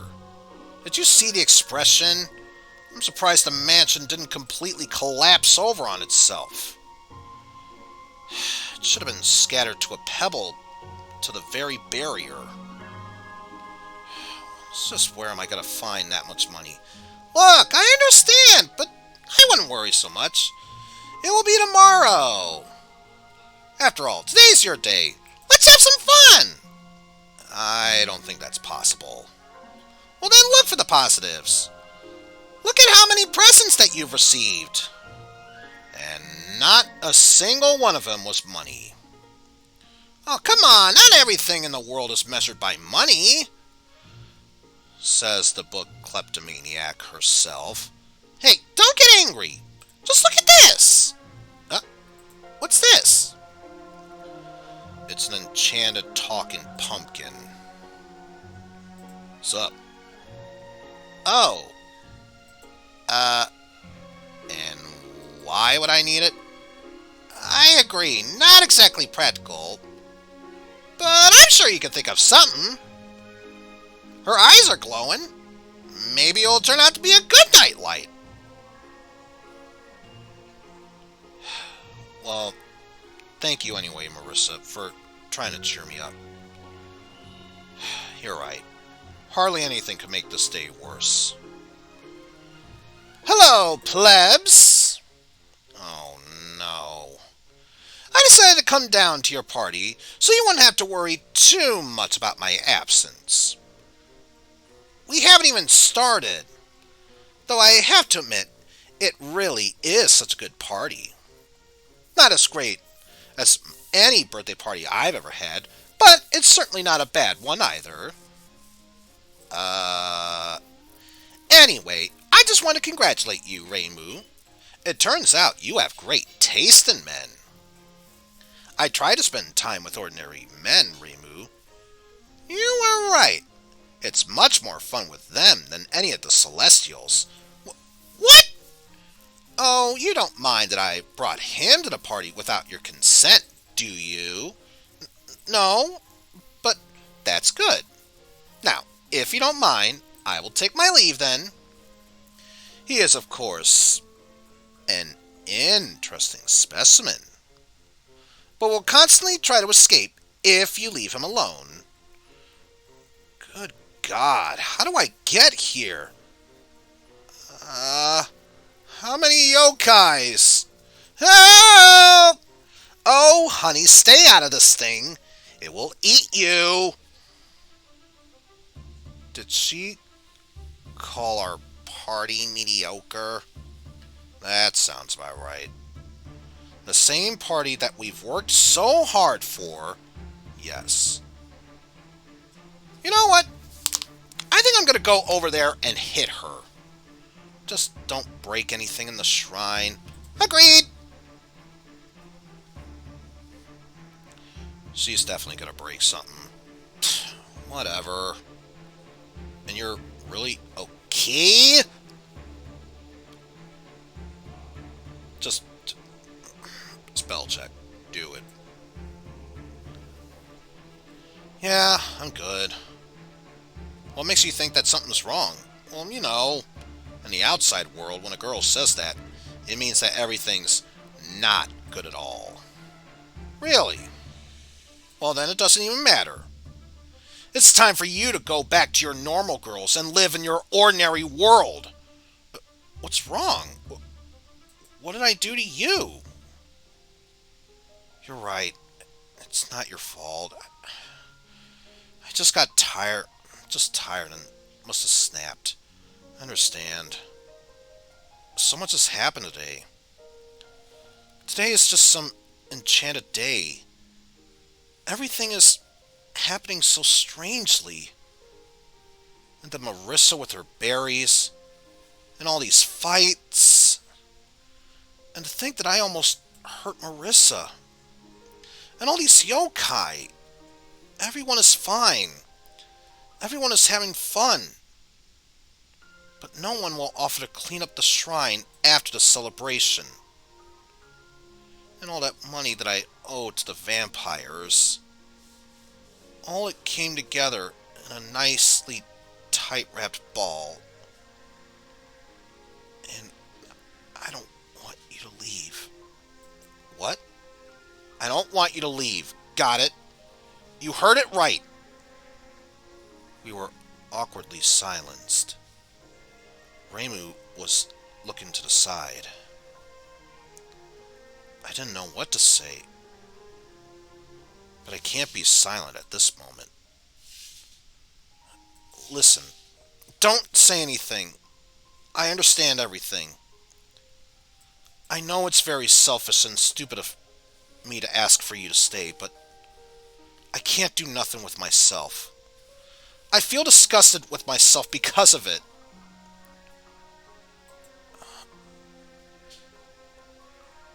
Do you really want me to stay? Of course I do. No. I don't know. It's all too complicated and incomprehensible. I know you need to get back to your world, but a part of me still wants you to stay. Does that make me a bad person? What? No, of course not. So then, why do I feel so disgusting? Reimu looked very unhappy. I instinctively wanted to hug her, to protect her, but I get the feeling if I did that, I'll only end up confusing everything even more so.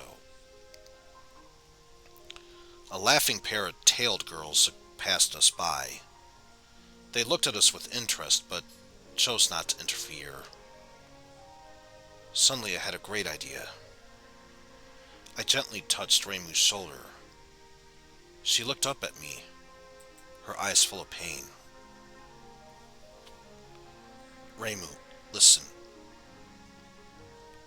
I like you a lot too.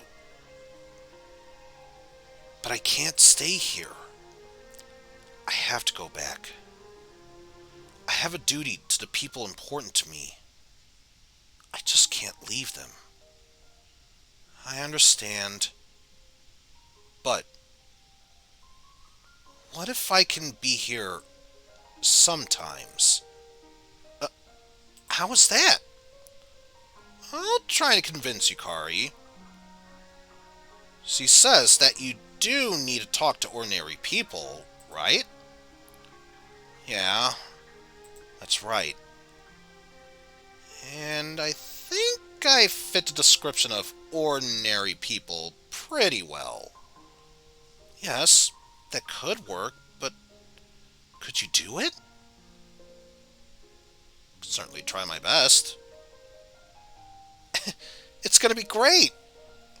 Then it's decided. We're going to Yukari. But let's not do that now. I still want to spend some more time with you. It's just, what if it doesn't work out? Hey, you're talking to the best negotiator of the Northwest District. That's right. Sorry, I forgot. What is the Northwest District? We then slowly went into the shrine. So, can you tell me something about Yukari? Well, what do you want to know about her? Well, anything that could be of help to convince her. Just what kind of a person is she? Well, she's not a human. She's an old and cunning creature. I heard that she was one of the few who helped create Gensokyo. Really? Well, that's what people say, though no one really knows just how old she truly is. She was here before I was born, and probably still will be after I die. So what is her nature like? Well, she's lazy and rarely does something herself. Usually, she intervenes only when Gensokyo is truly in great peril. Is it the same as it was for today? Please don't remind me. It still bothers me. Sorry about that. I still can't believe I almost created an incident. Has this ever happened before? No. That's what yokai do, not people. I guess we were lucky that Yukari helped us out. Yeah. In a way, she's my teacher. She's taught me a lot. Seriously? Please forgive me if I heard this wrong, but you're saying that a yokai is teaching a yokai killer? Yeah, but I doubt she's doing it out of love. I think deep down she just wants to protect Gensokyo and have it reign in peace. So then you're just her tool?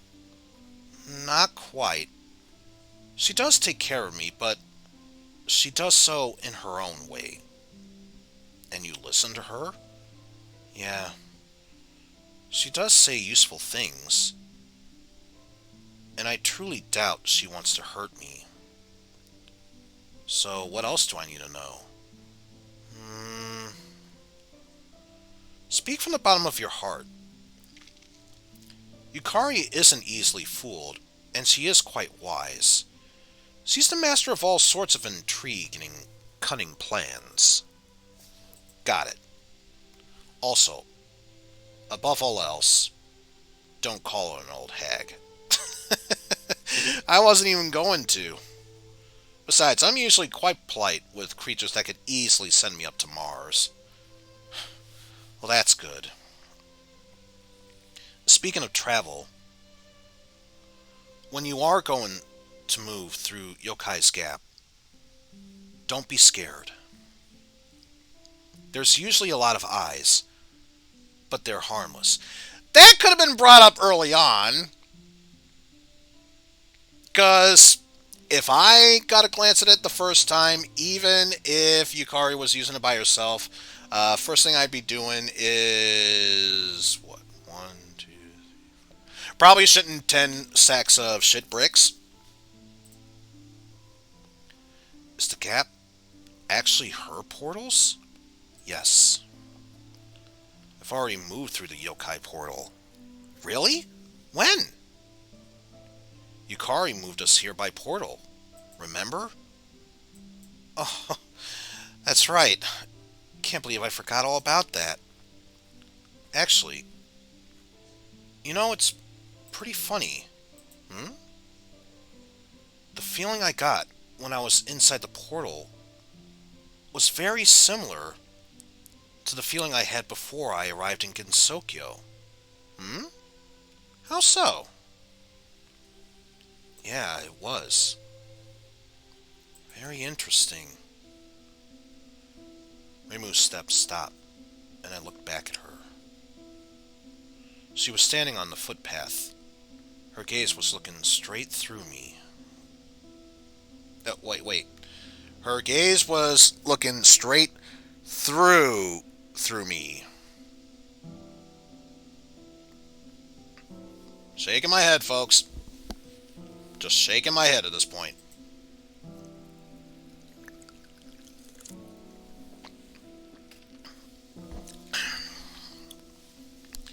Invisible puppet master. What are you thinking about? Did I need to apologize to Marisa? She was right. Thank you for the resub, Hydragon. About time you got to streaming. Long live Ori and the blistering, blind forest.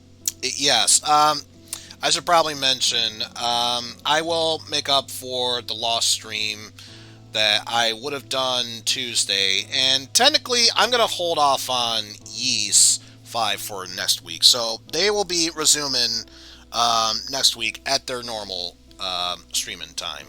But yes, thank you for the resub. For what? Come on. We need to find an old fox. I don't understand. But I understood everything very well. Let's hurry. We can't let her go. Reimu ran into the thicket, and I rushed after her.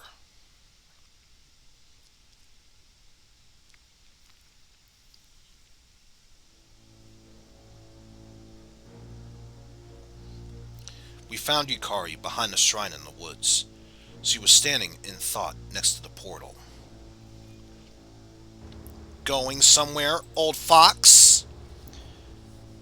Yukari turned around. There was a grin on her face. Is there something you want to say to me? I have a few questions for you.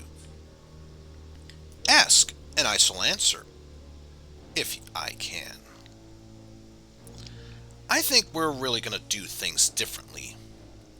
You told us a story today. I'm going to tell you a story. It'll be a tale of a yokai, smart, scheming, old, loving all sorts of cunning schemes. Please, little shrine maiden, tell me the story. There was a yokai who really wanted to eat heavenly peaches. But there was the trouble. Her servants were constantly caught up on theft. And then she came up with a cunning plan to get the Celestials themselves to give her exactly what she wanted. The plan was so cunning that everyone would perceive it as a set of random events. She accidentally told Cyrano that I wanted to fight her. She accidentally went to sleep on the mountains to be noticed by Tenchi.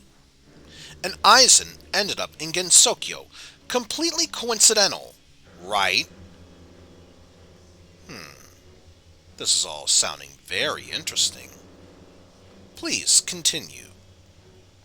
Well, after that, all she had to do was just wait and dodge Tenchi's blows. And when we arrived, Tenchi mistook us for a couple.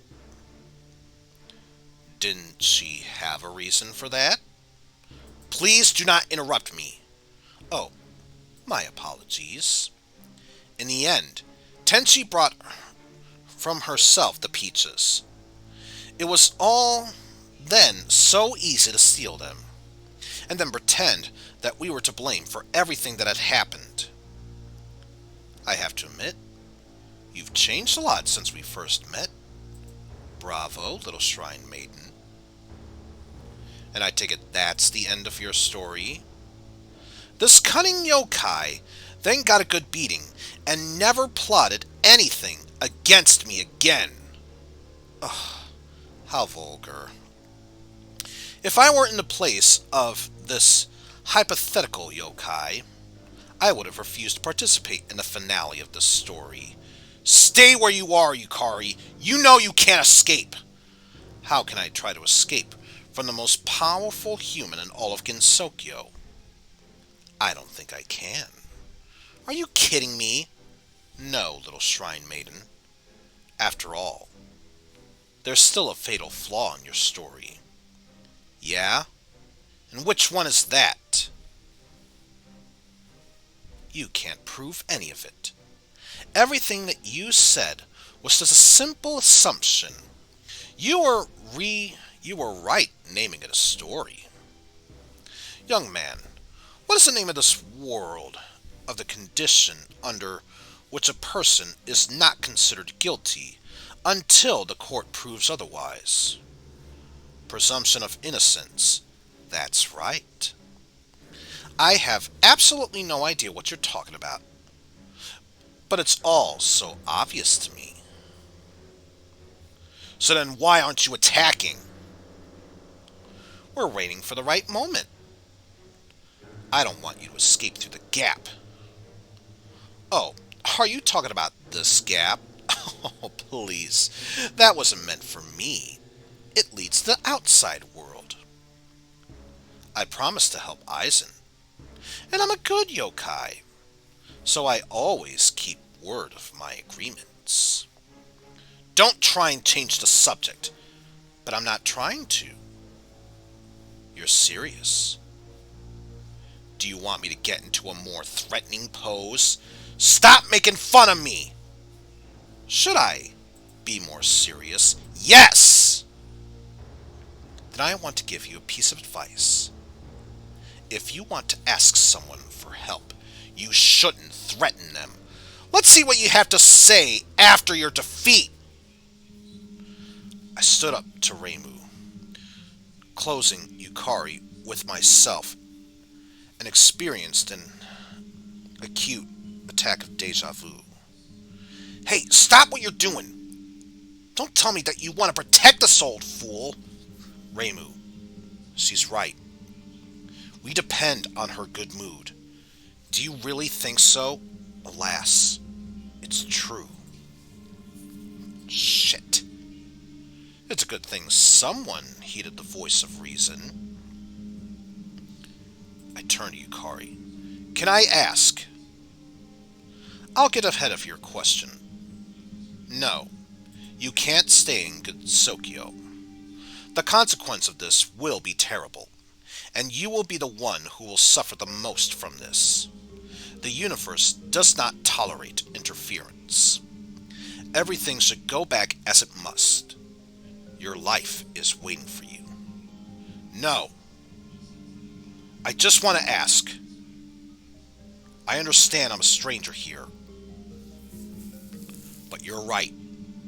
Communicating with ordinary people does have beneficial effects on Reimu. She's learned so much, and that's very good. Really? Have you learned a lot, Reimu? Well, sort of. But not everything you wanted, right? Go on, young man. And so, such a wise yokai should understand that education should be gradual. And you need an ordinary human for training. I could come here from time to time. Sometimes. If you don't mind, of course.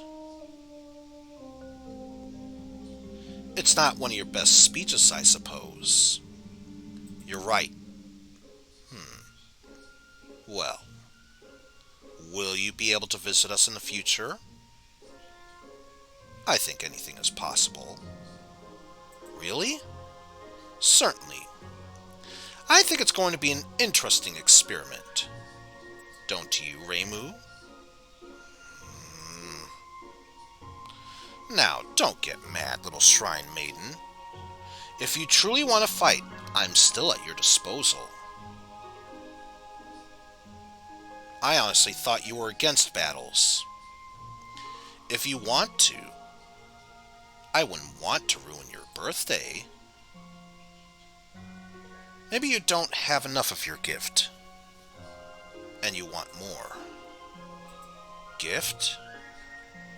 You do realize that you want to attack the hypothetical author of the hypothetical plan that brought this young man to Gensokyo? And even further. A gift? I felt like I was blushing. But as long as you think so, I'd like to suggest an alternative ending to your story. You know, youth is an amazing time. It seems that it will last forever.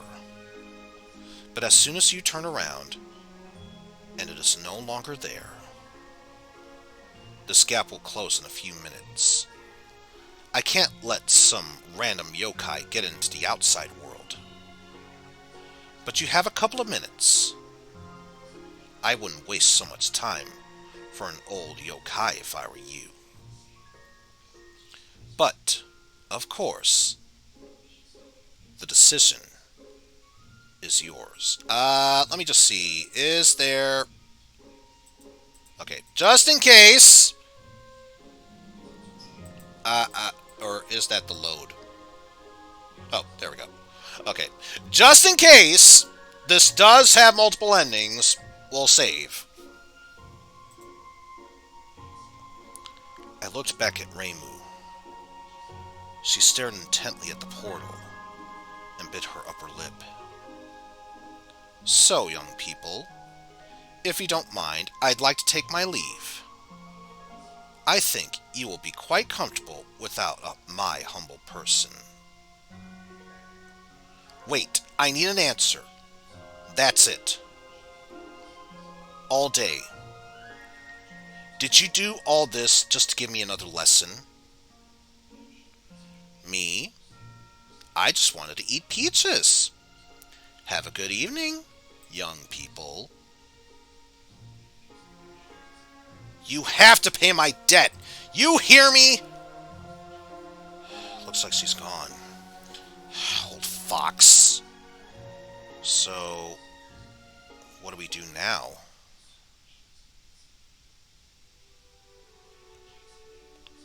I looked at Reimu. She looked the other way. I guess this means it's time to say goodbye, doesn't it? Looks like it. I really would like to stay. I understand, but Yukari didn't seem to mind me coming to visit you once in a while. It's very good. We were awkwardly silenced. Then, perhaps, bye? Think so. I was quite happy to meet you. Me too. I, not knowing what else to say, turned to the portal. Wait! Reimu glowed with determination. Close your eyes. What for? Just close them! Alright. Just what is she up to? I felt a light, uncertain kiss. Nothing to regret. I opened my eyes, and Reimu looked very embarrassed. This is... Shut up. It's the first time I've ever been kissed. Pretty cute, I think. Shut up. I then pulled Reimu close to me. She didn't fight back. The second kiss was performed much better. I promise you, I'll be back. Shut up. I know. I'll be waiting. We stood in the night forest and kissed. Fireworks were exploding over us.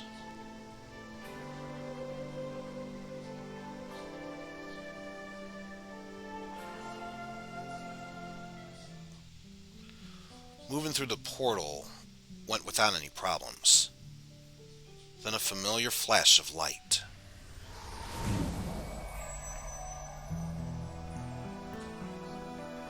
I don't understand why he didn't stay. Yo, Eizen, where have you been? We lost you, man. The sun. The day. The cafe. My friends were there hurrying to me. Same place, same time. My world. The outside world. I looked back behind me. The gap was slowly closing, leading to the most amazing place in the world. There lived terrible, strong, destructive, but such cute and funny creatures. Perhaps our world still lost more than it won because of their departure. I knew there was a girl out there somewhere who would be waiting for me.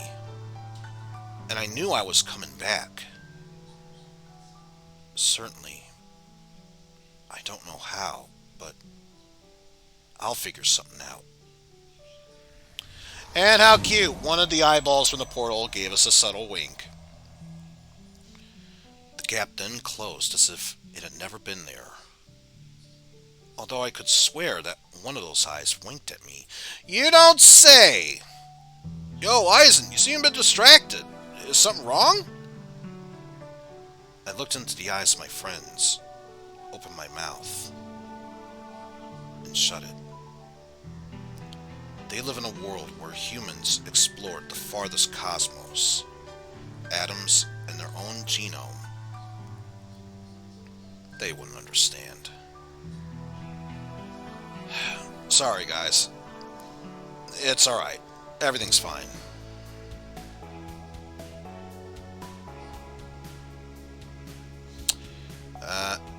Now I know who to take revenge on. Okay, so apparently that was Touhou Gensokyo Visitor.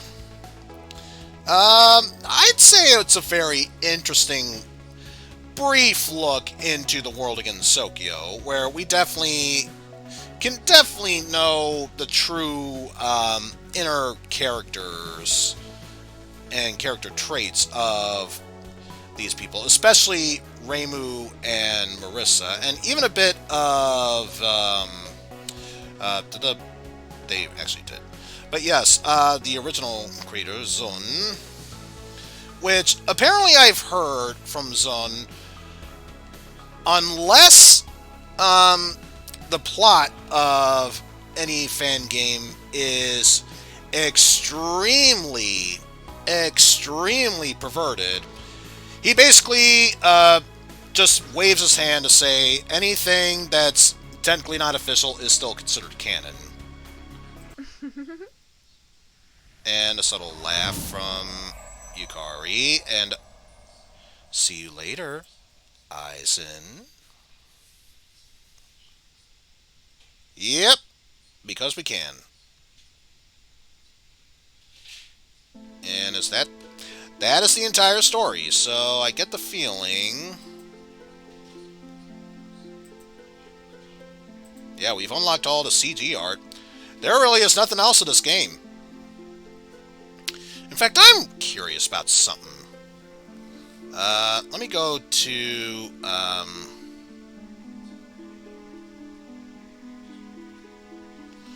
God, this is having a hard time catching up. Touhou Gensokyo Visitor. Yep! It's basically a kinetic visual novel, and I already achieved all 20 achievements, so there really is no other reason for me to play this game anymore. But hey, at least I can say it's another game that I cleared. Didn't think I'd do it within 4 hours, but yeah, I did it. I honestly don't have any regrets about playing this game.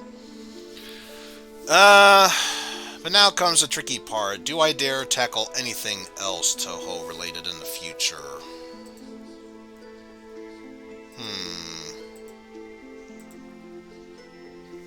Maybe later on. For now, I'm going to see if there's anything else I could do here. Let me see.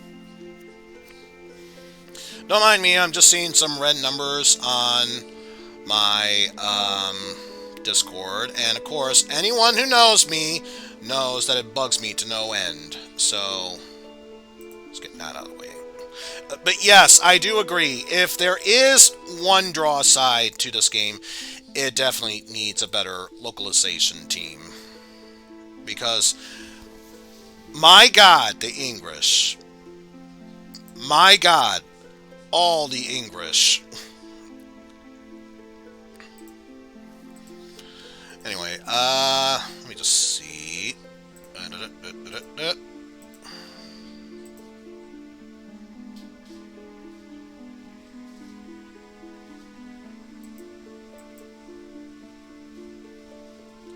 Well, at this point, I don't think there is any need to continue onward. I was questioning about how to proceed onward with tonight. I was going to stall for time, but I think I know someone who is streaming right now. So for that said, folks, I want to thank you all for watching.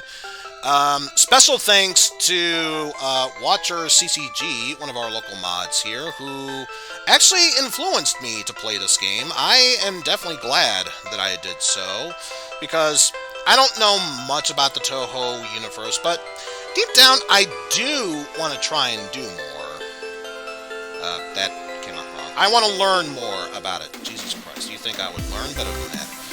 But anyway, let's go ahead and see who we can go ahead and I'd say raid. I already know who we're raiding. It's just who I can give shoutouts to.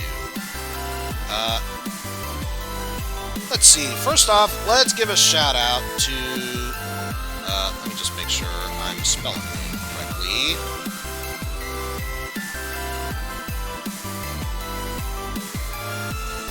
Shout out to Aximortal, who's playing Arkham Horror, Mother's Embrace. Not sure what to say about that, but take it for what you will. I'll also give a shout out to Oozeworm, who is currently playing Minecraft. And of course, if you know me, I am a huge Mega Man fan. So because of that, I feel like I'd be doing myself a disservice were I not to shout out to Beatus, who is playing Mega Man X6. But yes, with that said, we are going to go ahead and raid Pan Anning. And what was that message that I typed down? What was it? Ah, yes, I remember.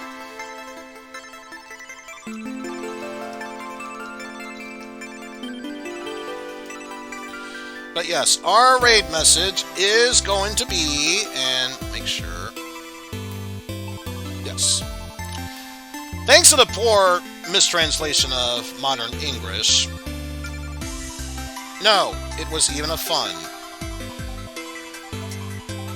That's the only real way I could explain it at that point. But yes, I'm also, it hasn't even started yet. I think it's only fair I give a quick shout out to Constantine. Because the whole reason I was stalling this whole time is because later on, he will be doing a huge Jackbox Party Pack, maybe What the Dub, but most especially the new game, Rift Tracks the Game, that I will definitely be going to check out. So, until then, folks, Saturday I will be doing a special 12-hour stream to try and make up for this, and also make up for the lack of funds for being out of work for a week. Thank you, illness. With that said, hope you all enjoy the stream. Take care. We shall see you all later. Happy raiding. Bye-bye.